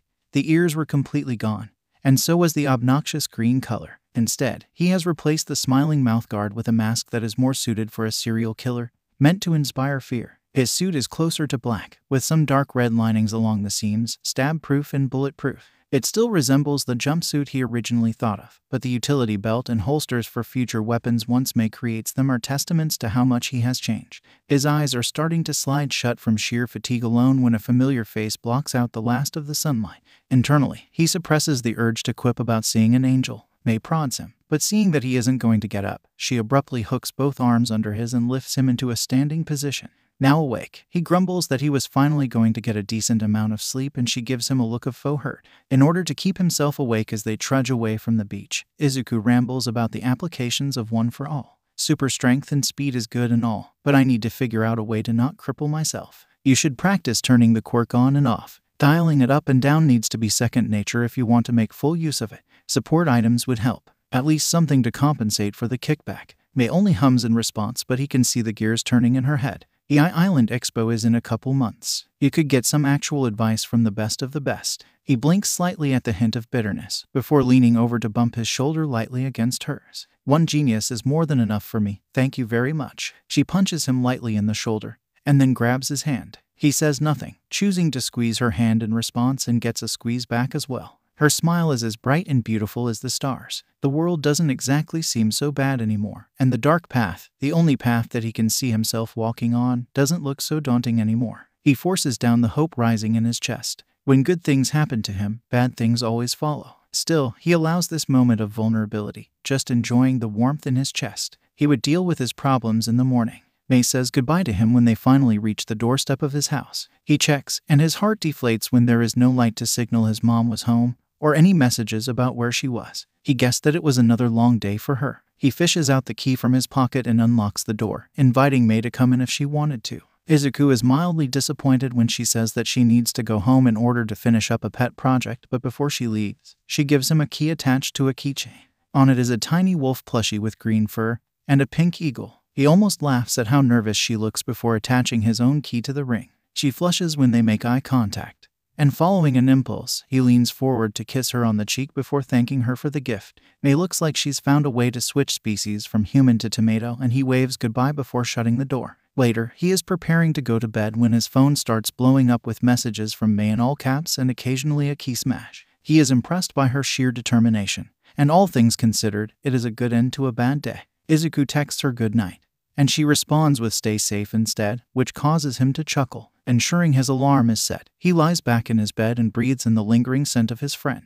If he closes his eyes, he can almost visualize her being here. And even with the belief that things can only get worse from here, he allows himself to relax just for a little bit. They walk to UA together for the third time, and he thinks that this is going to become a habit, a pleasant one, unlike the many he has developed over the years. Dodging the media is easy enough. He just needs to slip on the plastic smile and let a little of his fractured nature leak through, and they part before him like he's a leper. May follows in his shadow, and he pins a middle-aged, bald man with a particularly piercing glare when his hand almost brushes her in a way that could be considered sexual harassment.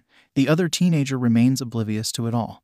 And that is good, because she would definitely kick the pervert's ass, and he would even help her as she did so. As per normal, they exchange goodbyes and a hug before he enters Class 1A. Almost immediately after he is spotted, Midoriya is swarmed with his classmates. Hiroshima and Zero are chattering and using unnecessary hand gestures to depict his awesomeness, while Ishido congratulates him on a job well done. Uraraka, Ida, and Shinsu do not join the crowd, clearly still wary of a tongue lashing. Todoroki doesn't seem to care, but his gaze holds a hint of interest now, and Midoriya meets it with an unspoken challenge in his eyes. Kaminari apologizes with a bashful grin on his face, while Yaoyorozu just bows, with her own apology for underestimating him. Bakugo looks like he is trying not to spontaneously combust, and the already forming blade of ice digging into his spine and ruining his mood twists in its place. He knows that it's all in his head, but that doesn't make it any easier to handle. After the chaos dies down, the people talking realize that he hasn't spoken a single word. He laughs, a short and bitter chuckle that creates a ring of empty space around him.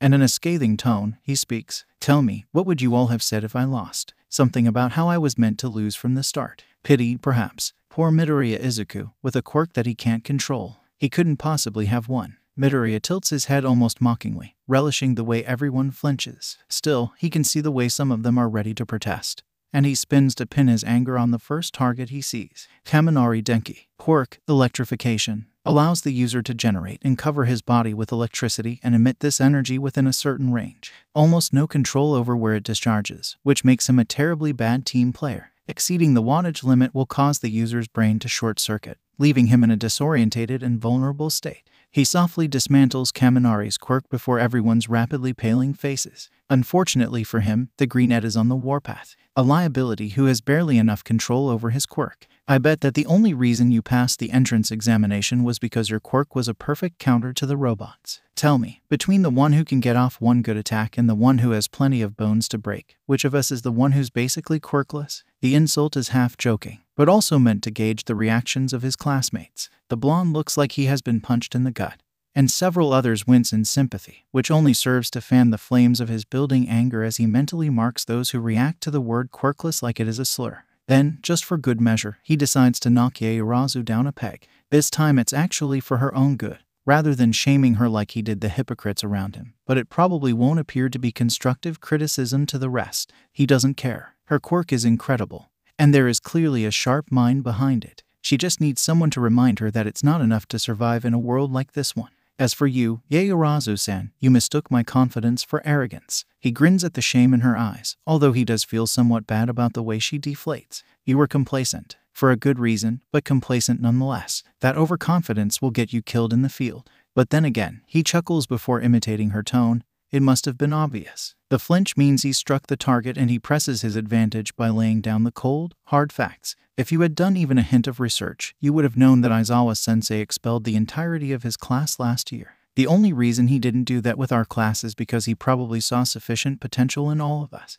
and because they were a bunch of powerhouses, but he would keep that bitterness to himself. Stepping towards her, he taps a finger against his temple. Maybe think next time, before you talk, and do some actual preparation before believing you have all the information you need. Do that, and maybe next time you won't lose to a guy who didn't need a quirk to beat the shit out of you. She staggers back, hand reflexively going to the spot where he kicked her just a day earlier. The fear in her eyes is mixed with humiliation, but also the beginnings of a fire born from the frustration she must be feeling. Good, his piece said. He walks towards his desk, and the students in his way back off, parting before him like he is radioactive. He slips his earbuds in and starts listening to music in order to drown out the words that he knows are coming from the others. Soon enough, Aizawa-sensei walks in and pointedly avoids Midoriya's gaze. He tries his best not to pack up and leave in response. The man tries to be dramatic by acting serious, but in reality the task he has for them is picking the class presidents. Midoriya lays his head down and closes his eyes, cutting himself off from the rest of the world.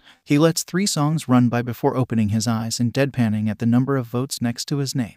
While Yaoyorozu has gotten 3, he has somehow managed to get 5. He wonders what exactly would possess his classmates to vote for him, scrutinizing their expressions carefully as he watches all of them from the front of the class. It clicks in his head, and he restrains the snarl beginning to form on his face when he sees that people like Kaminari and Zero are looking exceptionally pleased with themselves. The age-old tactic of indirectly bullying someone by placing them into a position of leadership they do not want, and then tormenting the victim by making his job almost impossible to complete. In his mind, a snapshot of the class from the view he has surfaces, and he mentally runs through his plans on how to subjugate the lot of them. Yaoyorozu looks even more crushed when she realizes that she has lost to him, and he makes a mental note to apologize later. Crushing an ego is good, but crippling her self-confidence would prove detrimental to her growth. Aizawa-sensei unzips his sleeping bag and starts class, but not before telling him that Principal Nedzu wants to see him. He shrugs, leaving the classroom. He pops into 1H briefly to check on Mei. Don't blow anything up. She has the audacity to look like he just kicked a puppy in front of her. He lets out a good-natured sigh, but amends his statement.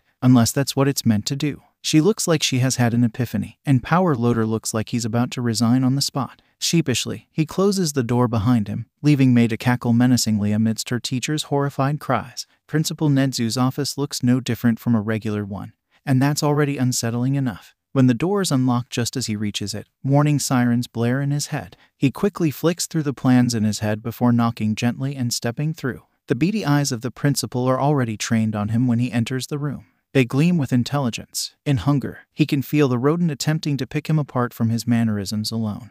And when the hunger intensifies, he knows that the mouse with the intelligence quirk has either found something interesting or nothing at all. He is unsure which one would be worse. Instead of taking the seat already indicated, Midoriya decides that if he goes down, he will go down swinging and takes the one next to it. Nedzu smiles, and it is an ugly, fake smile that does nothing to conceal the sadism he can sense. Midoriya smiles right back, and is pleasantly surprised when the mouse's expression changes almost immediately.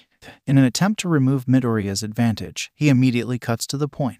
I've heard from Aizawa-kun that you clearly threatened to blackmail him. I should have you arrested and expelled for that. The teenager leans forward in response, unintimidated.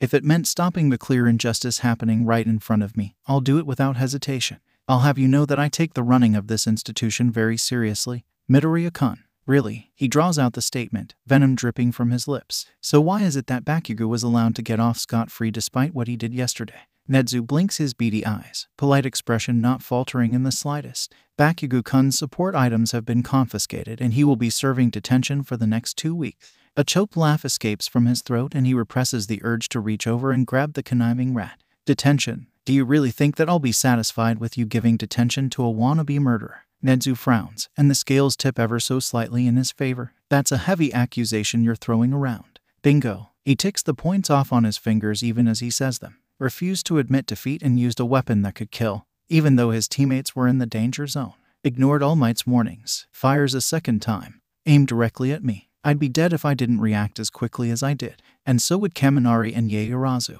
He rests his chin on the palm of a hand, grinning almost wildly. Nezu absorbs the argument before casually replying, "Even still, no one was harmed too badly. Bakugo was admonished and you recovered within hours. I'll make sure to bring that up with Recovery Girl the next time I check into the infirmary with a broken limb." He feels another part of him snap at how callous the rat was. Nezu's expression freezes for a fraction of a second, before he laughs and waves dismissively. Too bad Midoriya already saw the hint of panic. For a supposed genius, the rodent really didn't know how to pretend to be human. He notes the peculiarity that Recovery Girl stands in opposition to the principal. Probably had some authority because of her healing quirk. In any case, the principal tries to salvage the situation with a hurried change of conversation. All Might was responsible for ensuring the exercise did not get out of hand. If he wanted to divert Midoriya's attention away from Bakugo's lack of punishment, he was failing miserably. Unfortunately, this just sets the stage for his next point. Tell me, his grin widens further. Does the symbol of peace have the necessary credentials and teaching experience in order to be responsible for Class 1A? The ensuing silence almost makes him break out in laughter. Funny how there's a teacher with zero experience in charge of the youngest members of UA. Funny how he's allowed to oversee a combat trial. Funny how things are kept hush when he does screw up. I wonder who is responsible for putting him in charge. His mind strays to the recorder in his pocket, a reminder of how he needed to turn this conversation into transcripts and audio recordings after it was over. Why did you request my presence, Principal? The principal, still trying to regain the advantage, crosses his paws. You're the current holder of One for All. Why wouldn't I supervise you? He snorts lightly. Don't worry about me. My quirk may break my bones, but I can function perfectly well without it. It was uncalled for and pretty rude, but just the statement he needed to twist the verbal knife. His opponent takes offense almost immediately and in the first display of emotion of the session.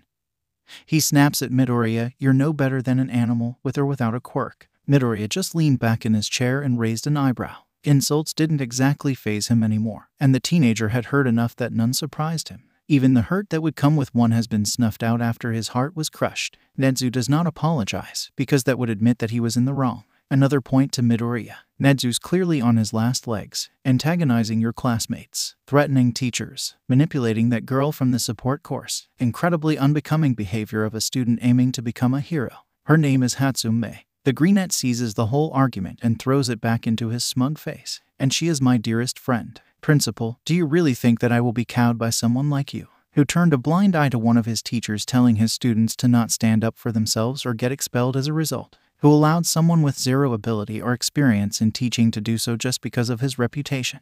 Who spies on his students with hidden cameras and microphones in the name of supervising them? Please ... you'd have to try harder than that. In fact, he deals the final blow. You allowed an abuser into your school, so the reputation of this institution doesn't mean anything to me. Rolling up a sleeve, Midoriya reveals a remarkably distinct burn in the shape of a handprint. He didn't think that Nezu could turn white, but he can sense the rodent's apprehension even though his face doesn't change. Midoriya stands up, neglecting to push his chair back in. Thank you for your time, Principal Nezu. He smiles once more, all teeth. But maybe you should focus more on running your school properly rather than trying to intimidate your students. Good day. He steps out of the room even though the principal has said nothing, and slips on the mask in his pocket.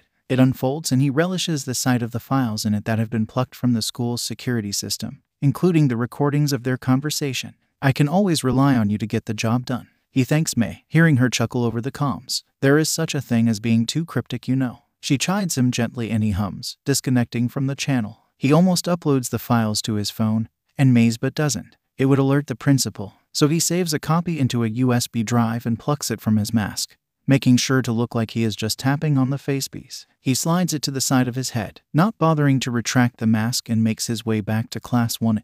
Aizawa-sensei's period is already over, and it is Kayama-sensei who calls for him to enter the classroom when he knocks. She and the rest of the class can barely conceal their surprise at the addition to his wardrobe, and he can hear the rumor mill starting up as he returns the hall pass and the written letter of excuse to her. She nods and gestures for him to go back to his seat. He acknowledges with an incline of his head, before returning to his desk. When he is certain no one is watching, even Hagakure, he slides the thumb drive into his notebook. He'd get to use it later. He avoids everyone by climbing into a tree and eating the snacks he brought as a meal. Eventually, May finds him and clambers up and onto the branch he was sitting on. He fills her in on what she has missed, and she jokingly suggests that he should bring some extra large mouse traps. Chuckling, Izuku pretends to push her from her perch before continuing to devour his food. Done with his pathetic attempt at a meal, he mentions the idea of dense energy bars to May before hopping off the tree. Before she can ask, he tells her that he needs to find someone, and waves goodbye. He takes about 6 minutes to locate Yaoyorozu sitting next to Jiro,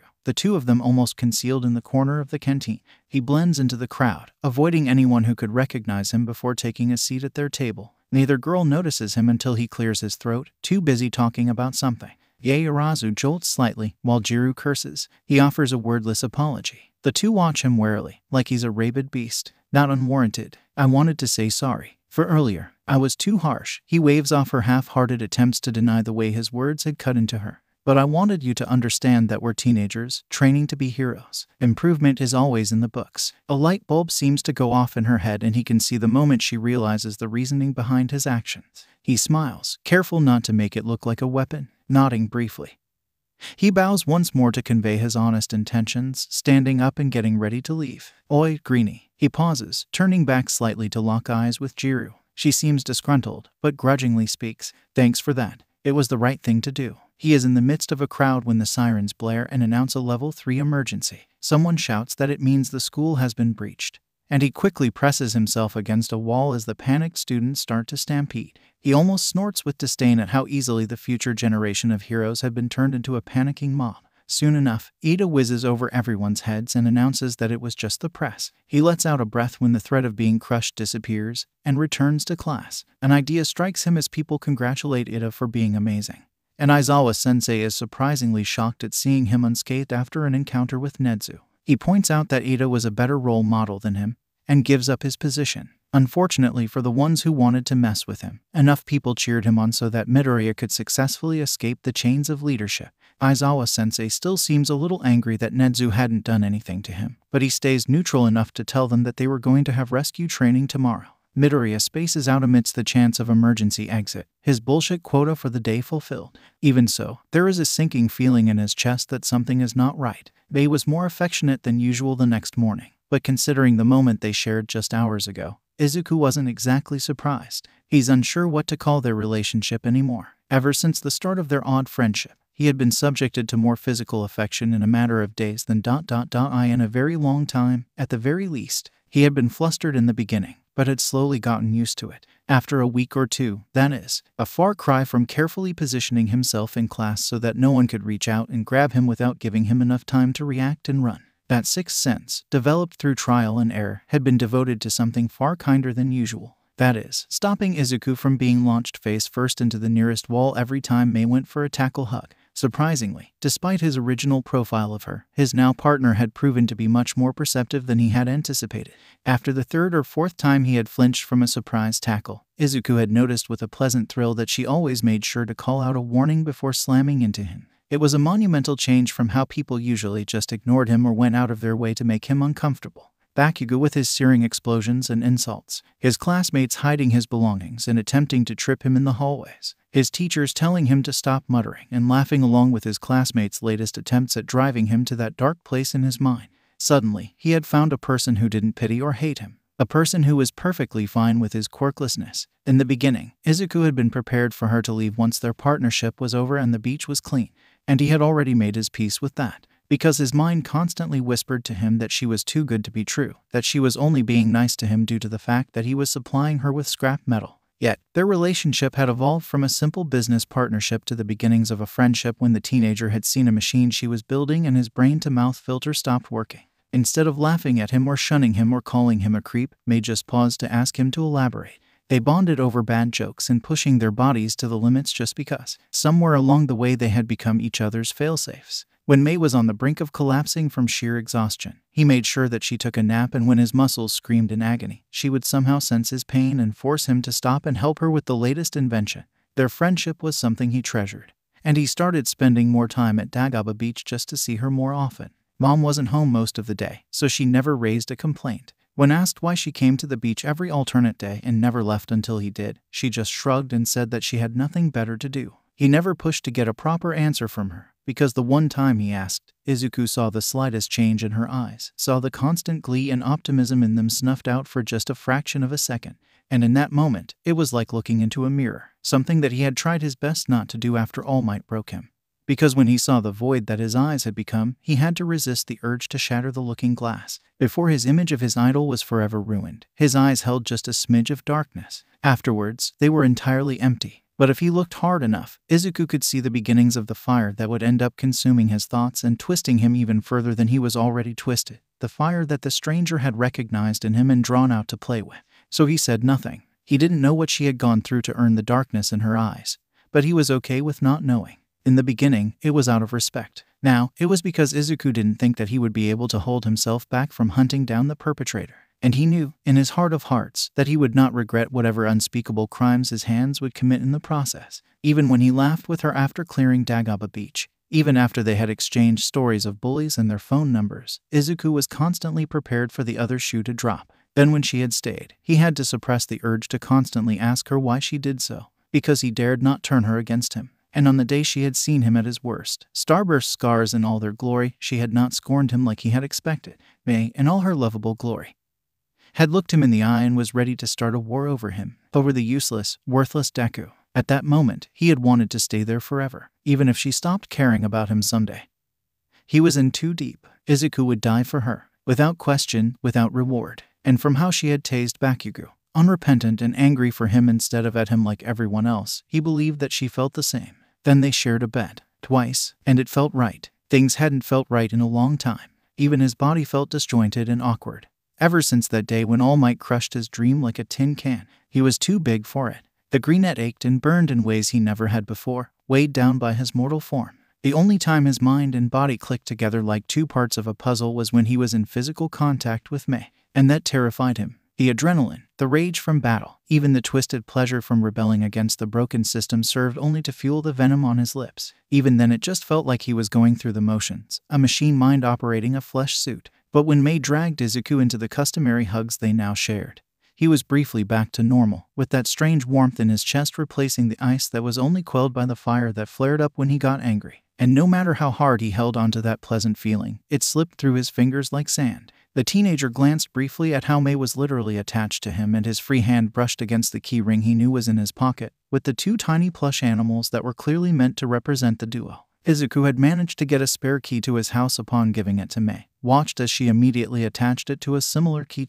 Upon noticing his gaze, she had flushed and pocketed it before trying to take his attention off the item by talking about their plans. Naturally, the greenette complied, but the question still remained in his head. What were they to each other? When May laughed, a soft and pleasant sound that snapped him out of his thoughts, he looked over to see more affection on her face that he could handle. He sighed to try and cover up his mortification. Said that out loud again, didn't I? She smiles, and if he were a weaker being, Izuku would already be on his knees. We're friends, dummy. A twist of something bittersweet in his chest forced his mouth to run before he could even think about it.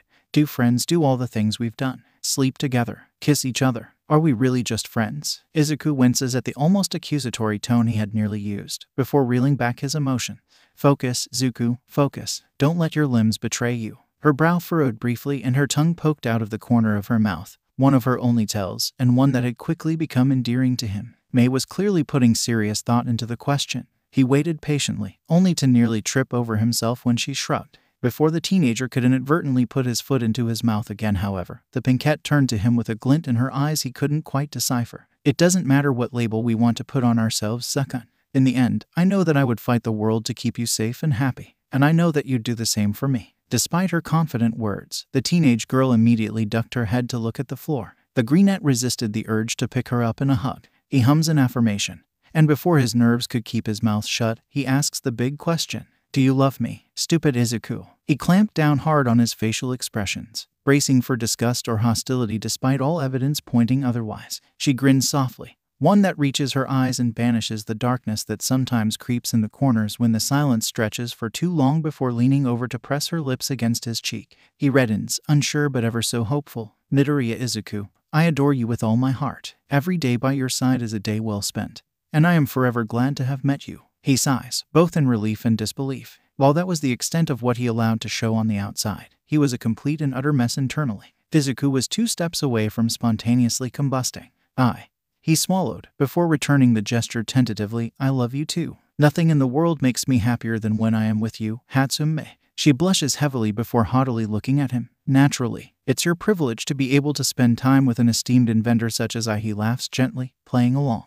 Indeed, a humble commoner such as myself can only thank the stars for being fortunate enough to interact with you, milady. She flushes harder, but neither can hide their goofy grins. Whatever they were to each other wasn't exactly something that could be put into words. To the onlookers, they would be a couple. But to him, she will always be that grinning genius he had found digging through scrap metal, and he thinks that to her, he will always be the strange boy with a smile like broken glass. She accompanies him all the way to Class 1 today, probably wary of another Bakugo incident or perhaps even Aizawa-sensei. His mood threatens to sour when he remembers the way his teacher, someone he had thought understood the cruel nature of the world, had threatened Mei with his bullshit authority, and had most likely brought him onto Netsu's radar out of vindication. She opens the door and pokes her head in for a brief moment, before giving him a look that he can only classify as rooms empty. She leaves while giving a two-finger salute before bouncing back to her classroom. Humming to himself, he carefully places Mei's devices around the perimeter of the classroom while being sure to stay out of the view of the cameras. A quick sweep of the room later, Midoriya grabbed the case lying on his desk and made his way to the rendezvous point.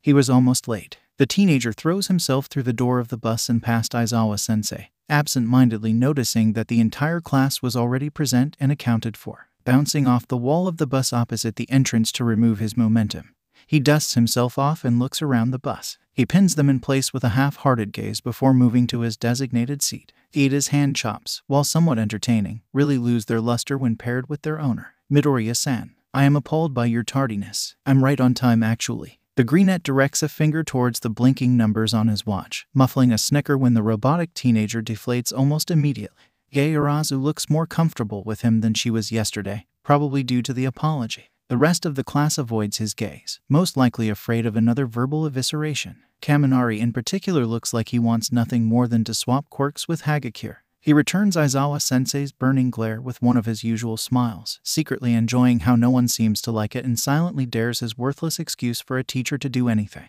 He doesn't, and the bus starts to move. Soon enough, everyone is talking and his mind instinctively picks apart individual conversations even though all he wants is to block out the sound.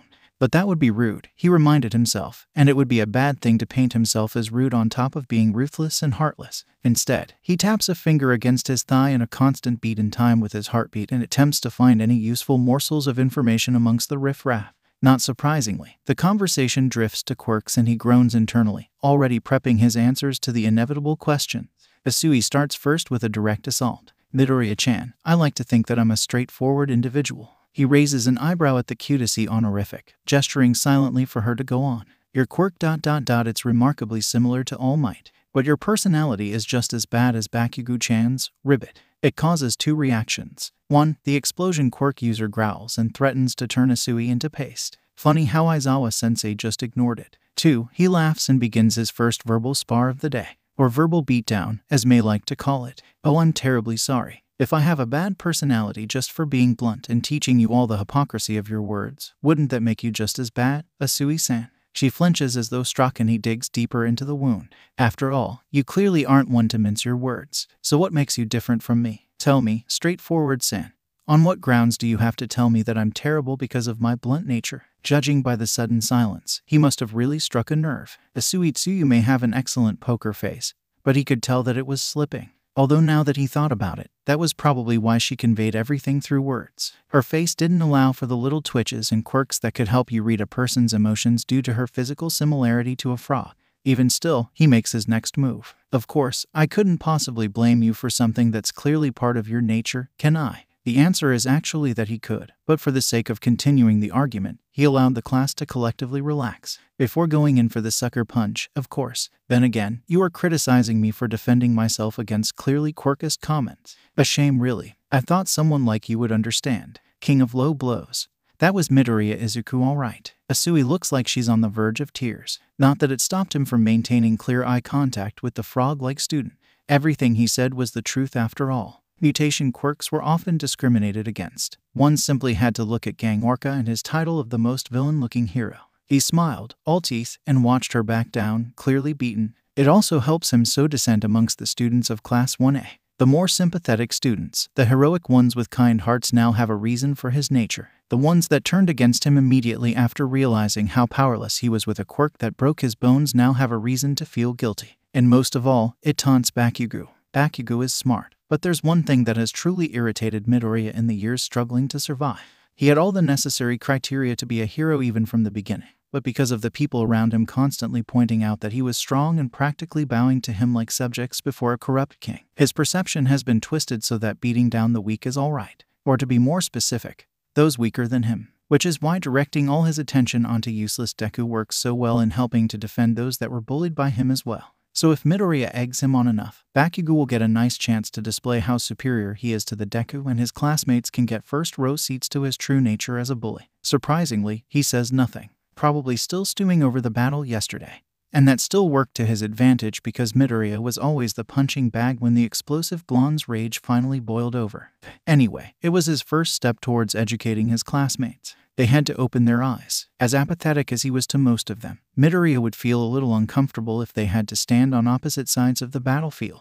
A revolution couldn't kick off with one person, completely straying from his expectations. Ashido speaks up. So Midori Green, really, he expected better. What's the deal between you and that support course girl? Ah yes, gossip. Midoriya had to step a little more carefully. Wouldn't want anyone to get any funny ideas and be torn apart after trying to get to him through me. Most importantly, Aizawa-sensei was most definitely tuning into their conversation, and any information that went into his ears would also go into Netsu's. So he decides to mess with their heads rather than deny any relationships between himself and his partner. She's my support. Whatever equipment I used and will use will always come from her. Hagakure picks up the stick and prods him further. But you two were close enough for her to ride on your shoulders yesterday. That's a completely different attitude to whatever you've shown us. Midoriya snorted slightly, lifting one shoulder in a semi-shrug. We've been friends for a couple months at this point. I'd be surprised if we weren't as close as we are. The opening that piece of information produces is eagerly seized upon, and the teenager would be lying if he said he wasn't concerned about how a little nudge in the right directions was enough for them to chase in the directions he leads them. Like a bone dangled in front of a dog. Most of one seems to be invested in his non-existent love life, and it was far more amusing than it should have been. We'd die for each other. Everyone listening perks up like he's just presented them the Holy Grail. And he suddenly wishes he had put on his mask so he could grin without looking completely odd. It means little to these bright-eyed, naive students who think he is just being romantic or sappy.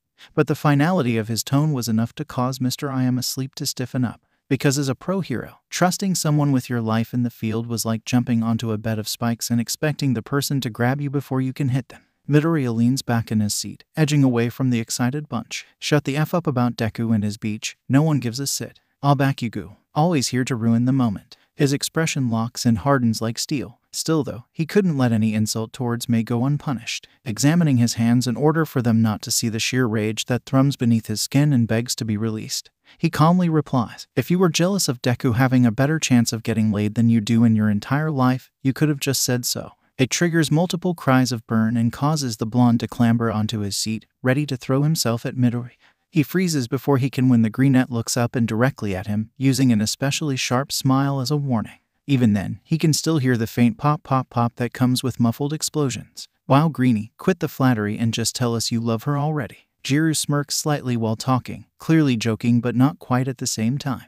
Of course, his reply is completely serious. She is my heart and soul. He looks the clearly flustered punk dead in the eyes, and I would stand against armies for her. The last part is true, but only tacked on as another implicit warning for Aizawa-sensei that if they tried to get to him through her, they would face all that he had, and then some. While the girls coo over how sweet he is and he finally slips the earplugs that have been waiting into his ears, he observes Todoroki out of the corner of his eye. The boy was starting to be wary of him, and clearly not afraid to show it, considering the heterochromatic eyes boring holes into his form. Understandable. Here he was, another broken kid, but one that had managed to pick himself up and walk forward while he remained in his father's shadow. If they had swapped places in life, he too would have been jealous. Actually, that was a lie. He would have been able to enjoy a powerful quirk and the benefits that came with it. But considering how Mama Todoroki is currently in a mental hospital and Endeavor seems to bring all the hatred out of his classmate, he's guessing that the boy's home situation isn't exactly the best. Just another victim of the system.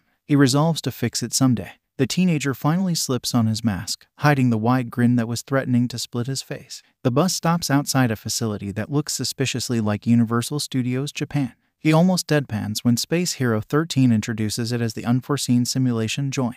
When asked about where All Might is, they signal Aizawa-sensei with 3 fingers as an excuse about how the number 1 hero is currently busy, and Midoriya rolls his eyes. It turns out the symbol of peace would rather save people than teach, which begs the question of why he decided to take a place in UA. Probably a misguided attempt to follow his successor's journey. But if he couldn't bother to sacrifice some of his time in order to be a proper teacher, he shouldn't have gotten the position in the first place. 13 launches into an explanation of how quirks were dangerous if used incorrectly. When several of his more hostile classmates pale abruptly, the Greenette hazards a guess that they had pictured his bone-breaking strength against their fragile, squishy bodies. He almost smiles to himself as they begin to assign tasks to the students, only for it to die as a dark haze overtakes the fountain in the center of the facility. Dead serious, his mask unfolds to cover his face as he sends a message to Mei, hoping against hope that it'll get through. A notification alerts him to the fact that his distress signal had been blocked, and Midoriya curses to himself. He would have to hope that the inventor knew that something was wrong, or they might all be doomed. Out of all the leering and jeering villains that come from the swirling portal, 3 stand out. 1. A man covered in severed hands. 2. The hulking monstrosity standing next to him, with an exposed brain and a blank look in its eyes. He grimaces slightly, disliking how similar that lifeless gaze was to his reflection. 3. The portal itself, which, or who, is apparently a man made from mist. He raises a hand discreetly, twisting it to zoom in on the horde, and notes the glint of metal. Good. That means the man has a physical body, or at least something he could hit. 13. Protect the students. Aizawa-sensei snaps on his goggles and launches himself at the villains, scarf already unfurling to reveal its weaponized nature. He continues searching for a loophole, but whatever quirk or equipment that was jamming communications was doing its work far too well. Still, the loss of connection should have immediately warned Mei that something was amiss. Here's hoping the teachers would show up before they died. The mist villain floats up to them, almost polite despite the clear aura of menace emanating from him. Greetings, we are the League of Villains. My current mission is to scatter you all, to be tortured and slain. Now that was more of what he was expecting. Midoriya feels his lips twitch into a snarl as he pulls a contact grenade from one of his many pockets. But before he can utterly annihilate this walking trash heap for even thinking about killing a bunch of kids, Bakugo and Kirishima jump in with the bluster and noise of 2 idiots who clearly didn't know what they were doing. That fraction of a moment where he couldn't risk blowing up his classmates as well cost him dearly, and the Greenette finds himself falling through a sea of cold fog. He curses to himself, twisting in the air as he reappears over a body of water, having only seconds to try and streamline his form before he makes contact. He lands and distinctly feels 2 ribs crack due to the impact, but the pain is distant and not enough to stop him from flicking out his gloves blades and slashing a villain across the face. As the water turns red and he begins to swim back to the surface, something wraps around him. The teenager very nearly cuts it with his claws before he realizes it is Asui's tongue. He is tugged onto the boat and notices that Shinsu is also there, hacking up water. Midoriya-chan. He almost raises an eyebrow at the casual way Asui was addressing him despite her earlier dressing down. Do you have a plan? He hums to himself, wondering if the situation necessitated the use of his more dangerous cards. Looking down at the adults who were clearly alright with murdering a bunch of hapless kids and looking forward to it, he grins unpleasantly underneath the mask. It wasn't quite needed just yet, but he could afford to have some fun. His first thought is to throw some of his explosives into the water, but it is quickly dismissed. Shockwaves work far better in liquids, and he didn't think he would be able to explain why exactly he had killed a bunch of criminals. Briefly mulling over whether there might be any cleaning supplies in the boat he could dump overboard, his choice is made for him when a large blade of water almost bisects the ship and it begins taking on water. Oh well, a little less mercy then. He redirects the remnants of the electricity he has collected from Kaminari the previous day into a battery and ejects it from his armor. Before anyone can ask him what he is doing, he tosses it into the water and watches impassively as he electrocutes about 15 adults, not flinching despite the agonized screams that fill the air. Shinsu is snapped out of his daze and mouths a curse. Asui raises a single eyebrow, but he almost feels the sudden fear and dread coming from her. Understandable. The only one who should be electrocuting people was Kaminari, and he wasn't exactly here right now. Still, the villains looked like they all had water-based quirks, so he would just have to hope that the charge only rendered them unconscious and pray they didn't end up face down and drowning. Quite likely, especially due to the large nature of the artificial lake. Although, considering that he had an unsettling amount of explosives on his person, he could have turned the situation into a bloodbath. He jerks a finger towards the shore amidst the stunned silence. We should probably go check on Aizawa-sensei, especially since he's fighting the bulk of them. The lack of hesitation before jumping headfirst into what could be his death was admirable. but the underground hero was going to get overwhelmed at some point. Isui grabs the both of them, and in almost no time, they reach the edge of the zone, and he immediately starts to pinpoint threats while Shinsu not so subtly fawns over his idol, and Isui keeps an eye out for any villains that might have spotted them. As expected, Eraserhead was a hit-and-run kind of hero, but remarkably talented at close-quarters combat against so many people at once. Or perhaps it was just the fact that the villains he was fighting were pretty much cannon fodder, and he snickered when a villain tripped over someone in his way and both landed on the ground in an undignified heap. However, the constant rising and falling of his hair helps to indicate when his quirk was active, and judging from how the man with hands seemed to be counting to himself, the main villain was perceptive enough to understand that a quirk like Aizawa-sensei's had a limited active time period. Soon enough, the man lunges forward, faster than one would expect from his almost emaciated form, and closes his hand over Aizawa-sensei's arm. Before he can remove the villain's grip, his clothes, and then parts of his elbow crumble under the man's touch to reveal raw flesh and muscle. Disintegration quirk. Touch-based. Judging from the fact that the villain didn't just poke him in the face with a single finger or just tap him once before removing his hand, it was probably reliant on all 5 fingers, and disintegrated based on how long the 5 fingers remained in contact. Conclusion: remove some fingers, or the hand entirely. Before he can suggest that they leave to get 13, the man speaks up. "You really are cool, Eraserhead ... but I'm not the final boss." Namu. A split second later, the monster which had just been silently standing there moved. He could barely track the motion, and after a blink, Aizawa-sensei had already been smashed face first into the ground. With a savage twist and the sounds of bone giving way, the Namu broke his already damaged arm. To his credit, their teacher merely grunted despite the pain, but Shinsu turned pale and a single bead of sweat rolled down Isui's face. Midoriya unsheathed his knife, having a feeling that they would be tossed into combat soon, whether they liked it or not. The villain laughs, leisurely walking over to the fallen hero. "Meet Namu, the bioengineered superweapon, specifically built to kill All Might. You might be a decent mini-boss against the ads, but you're far too flimsy to deal with a tank." Midoriya noted the concerning implications of that statement before quietly ushering away his shell-shocked classmates, carefully moving himself and the duo out of the splash zone before they were noticed. The Black Mist villain warped to stand beside the hand guy. "Shigaraki, I regret to inform you that one of the students escaped after I subjugated 13.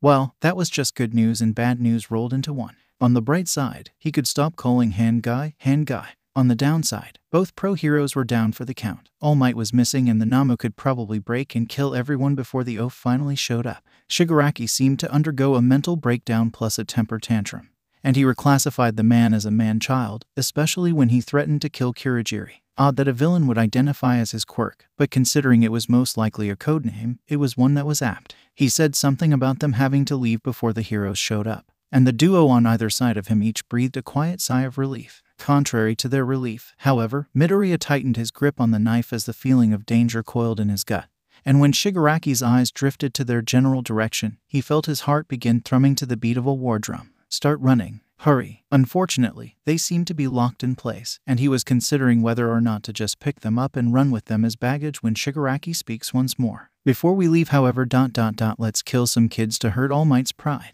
A part of his mind carefully filed that information away for further reference as the man-child darted at them with unnatural speed, hand outstretched towards Isui's face. He had a brief premonition of the frog-like girl screaming as her face crumbled to dust and revealed the inner workings of her brain before she was silenced forever, and he forced his body to move. Adrenaline sharpened his senses and guided his knife to its target. Before the hand could close around Isui's face, Midoriya stabbed the military-grade knife straight through the outstretched palm, and ignoring the unpleasant sensation of bone and flesh splitting beneath the razor edge, he utilized the brief moment of shock to twist, tearing the blade out and practically splitting the unfortunate hand in two. Shigaraki screamed and clutched his hand as 2 of his fingers flopped uselessly. Before he could follow up by plunging the knife straight into Shigaraki's face, the man fell into a warp gate and reappeared next to the Namu. Pale and trembling, he screamed, "Namu, kill that green-haired brat." Midoriya takes note of the fact that it follows the man-child's orders and probably had no form of higher intelligence just before a purple fist slams into the water where his face once was. Unfortunately for his current opponent,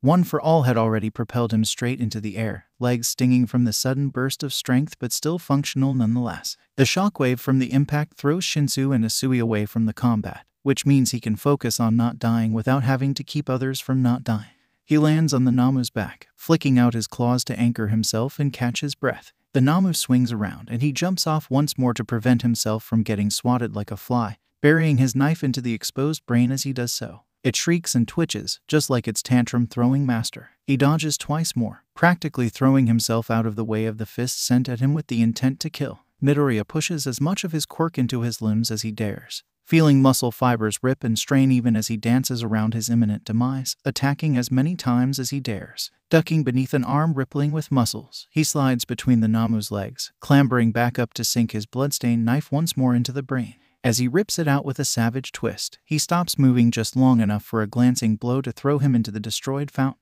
He coughs as the shock absorbers in his suit do just enough to stop his lungs from caving and getting punctured by his broken ribs, but knows that a second strike will ruin him. A quick glance shows that the brain is already healing, so he could add regeneration to super strength and speed. Taking a gamble, he discreetly attaches as many explosives as he can while staying alive to his knife, dodging and feeling death brush by him by inches. Midoriya smiles beneath his mask as he buries his knife straight into the center of the brain before allowing himself to get caught by a fist. It propels him backwards, tumbling across the floor. Warning signs flash in his vision and he knows that at least one of his organs was damaged from that hit. Shigaraki laughs in triumphant glee, right before Midoriya's finger depresses the detonator. A brief flash of light, the sound of thunder, and then the complete obliteration of the Namu's head, scattering its brain and blood everywhere. Almost comically, most of it splatters onto Shigaraki, who screams in fury. Midoriya tosses the detonator aside and draws his collapsible staff, using it to support his weight as he commands his mask to slide up and allow him to spit out the blood pooling in his mouth.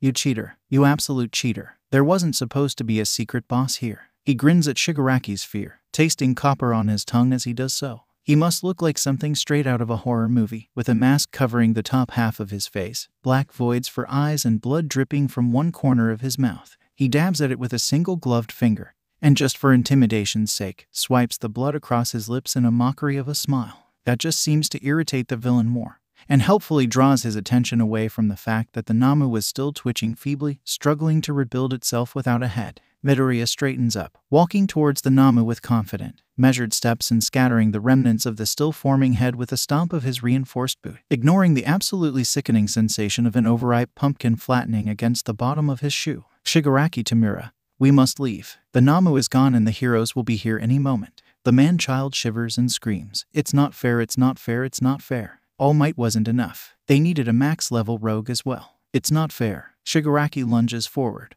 running at the battered teenager with full intent to kill. Midoriya's legs are weak, but they remain stable long enough for him to deliver a blow to the side of Shigaraki's head with the intent to smash the bastard's skull despite his rapidly waning strength. He barely manages enough force to cause a concussion, much less the killing blow he was hoping for. Still, Shigaraki presses forward and clamps a hand on his arm, bleeding from his head but carried forward by sheer hatred. His suit lasts for about 2 seconds before the sharp stab of pain alerts him to his arm's rapid degeneration.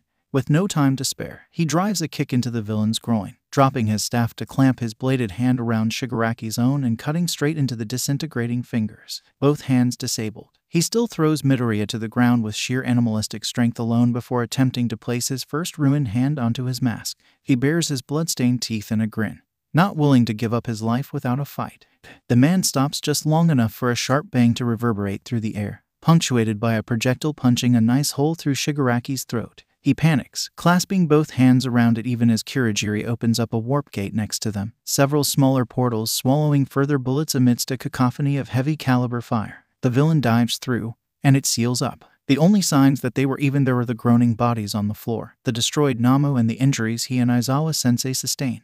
Midoriya coughs weakly before turning to the side in order to prevent his blood from going down the wrong pipe. Pushing himself to his feet, he looks towards the main entrance, and instead of the gun-wielding teacher he expected with an entourage of heroes, Mei is rushing towards him with the prototype railgun slung over her shoulder. He allows himself a moment of relief before hobbling towards her. Izuku reaches her just in time as his legs buckle and collapse underneath him, Mei reacting fast enough to catch Izuku before he can faceplant. He uses a little bit of the strength he has remaining to gently flick her in the forehead. As she panics over the blood dripping from his mouth, she almost slaps him, but probably realizes there are more serious things to worry about. Quickly dismantling his chest piece with a plasma cutter, the duo examined how much damage the Namu had done in just 2 swipes. About 3 ribs were breaking skin, and a good portion of his chest was bruised. The bleeding isn't serious, but there is a copious amount of it dripping from his damaged arm. "You're a goddamned idiot, Midoriya Izuku." Mei hurries to administer first aid on his ribs even as tears well up in her eyes, anger warring with terror. He chuckles, a little dazed. You should see the other guy. She chokes out a laugh that's more of a sob, before helping him to his feet. As if according to schedule, All Might breaks down the walls to the USJ, not smiling for once. His eyes are searching for villains. And when he finds none, the frown on his face becomes more confused than angry. The duo agree silently to ignore the commotion. How'd you get here faster than everyone else? Mei's frown twists briefly into a sheepish smile. I warned Power Loader Sensei as soon as I stopped receiving signals from your equipment. He didn't quite believe me, so I hot-wired a bus and got here as fast as I could. May or may not have crashed it in the process. He laughs quietly. You need to be more careful about your safety, Mei. You're not exactly injury-proof, she retorts by gently prodding his ribs and causing a brief lance of pain to shoot through his already aching body. All right, he chokes out, point taken. She nods with the smug air of someone who has just won an argument. A gust of wind alerts them to the number 1 hero's presence, a worried grimace on his face. Young Midoriya, perhaps I should bring you back to UA. He rejects the offer almost immediately. Check on the rest of the class. There might still be villains around. His mentor accepts the explanation, blurring out of view. Despite his logical response, Izuku's true reason was that the villains had come here for All Might. They were willing to kill students, and if he hadn't fought back, Shigaraki would have disintegrated both Usui and then Shinsu after that. He wouldn't have been in time to save his students during his lesson. Just because he decided that it was better to use his limited time to do who knows what instead of going to teach his own class. Look how that had ended up. He was slowly bleeding out. Aizawa-sensei got his arm broken and face smashed into the ground, and there were probably other students injured or in danger. What use was the symbol of peace if he just ignored his own class? The others might not see it like he did, but what All Might had done was equivalent to abandoning a bunch of teenagers to the mercy of villains that were prepared to kill. In fact, he tells Mei this as they make the slow and arduous trek back to UA. They pass by the now burning remains of Mei's getaway vehicle, and her eyes reflect the flames. I'll kill him someday. For once, he's too tired to talk her out of it. They were maybe a quarter of the way back to UA when they encountered more pro-heroes rushing in the opposite direction. They all came to a screeching halt at the sight of a student practically carrying another one in an eerie mask, with blood stains all over the two of them. Power Loader called out Mei's name in surprise, and he allowed her to unclip his mask so that they wouldn't think he was an intruder. The other teacher's surprised expressions changed quickly to alarm at his most likely horrible appearance, and Recovery Girl quickly hobbles over to assess the damage. Midoriya rattled off a list of his injuries and got that syringe cane to the head in a scolding session before the nurse beckoned for ectoplasm to create a couple of clones to transport him back to UA. When the teacher hesitated, Midoriya waved a hand almost dismissively, twisted glee curdling in his veins. It'll be fine. The villains already left. Mei and Midoriya exchanged a look before he continued to speak. I made sure of that. The teachers exchanged incredulous looks before he sighed and gestured to his injuries, silently demonstrating that they had come from fighting the villains. Nedzu, eyes gleaming with hunger that was way too obvious, caused his gut to clench in preparation for another fight before he cut off the impending line of questioning. Look, I'm tired. 13 and Aizawa-sensei are out of commission and you lot weren't there to help, so just shut up and go. Ripples of surprise run through the teachers, but before anyone can say anything, Recovery Girl puts her foot down, wrapping ectoplasm across the knees in reprimand. He thanks her silently when the teacher creates a couple of clones to help lift him up. Mei begins to follow before Nedzu attempts to have her stay behind so that they can get an account of what happened. Tired, but not out of it just yet. And with a temper teetering on the edge of snapping, he gestures for Mei to ignore the rat. They could deal with him later. Mei does so without question, despite Nedzu's protests. And he suggests absent-mindedly that maybe they should speed up before he dies. Mei snorts and punches him in the shoulder, agreeing with the sentiment. Only then does he stop putting a mental block on the pain and exhaustion, barking out a curse before gratefully succumbing to unconsciousness. He wakes up, once more, in a bed in the infirmary. A glance at the clock shows that he's been asleep for more than half the day. He considers whether or not to pluck out the IV drip in his arm, but decides against it. His ribs are back in place, and the ache in his bones has been reduced to a dull pulse that does nothing but make him feel tired. Once again, Mei is by his side, and he wonders if he's going to keep getting injured. He pokes her in the cheek to wake her up, and she opens her eyes blearily, looking around before focusing on him. She sighs, leaning over to wrap him in a hug, mindful of his ribs. You need to quit getting injured this much before you start spending more time here than in class. He chuckles, you know I can't make those promises. She tightens the hug, and he feels tears dampen his shoulder. Izuku almost panics, frantically patting her on the back. Sorry for not taking you seriously. She lets out a watery laugh. I know you were being serious. I hate that you can't make that promise. His next laugh is a little more bitter. Am I really that transparent? She breaks the embrace to cup his face in both hands. No, I just know you well. Izuku tries not to get embarrassed by the matter-of-fact tone that she was using, but she must see what he's thinking because Mei laughs quietly and presses a kiss to his forehead. He has to fight even harder to keep the flush from his face. She paints a quick picture of what occurred while he was unconscious and comments that the only ones injured were him, Aizawa-sensei, and 13. The rest were just traumatized. 13 was the least injured, followed by him, and then Aizawa-sensei had the worst injuries because of his broken arm. He nods, releasing a quiet sigh of relief after hearing that nothing had happened to the rest. As much as their behavior irked him, they were still kids who didn't know better. He lies back down, staring at the ceiling. "I think I've earned a nap, don't you?" That garners him another strangled laugh, plus an affirmative nod. Before he does, however, a thought occurs to him. Did my mom show up at any point? The wan smile dies a quick death on Mei's face, and he feels his mood plummet in response. Silently, he reaches out for her hands, running them over with his own. Guess his mom finally decided that he wasn't worth the effort. It wasn't a surprise, especially when she began working longer and longer hours even though he had started getting an income in order to help out. When she began to look at him like it wasn't her son that she could see, but a stranger in her son's body. Izuku was prepared for this day to come. But when tears started to leak from the corners of his eyes and Mei climbed onto the bed to give him a proper hug, whispering words of reassurance into his ear, he knew that despite all the time he had to mentally prepare for the day his mom gave up on him. It still hurts. Okay, sadly the chapter is over. And if you enjoyed the video, just leave a like and subscribe with post notification, so when the next chapter is ready, you will be notified. Okay, see you in the next video. Bye.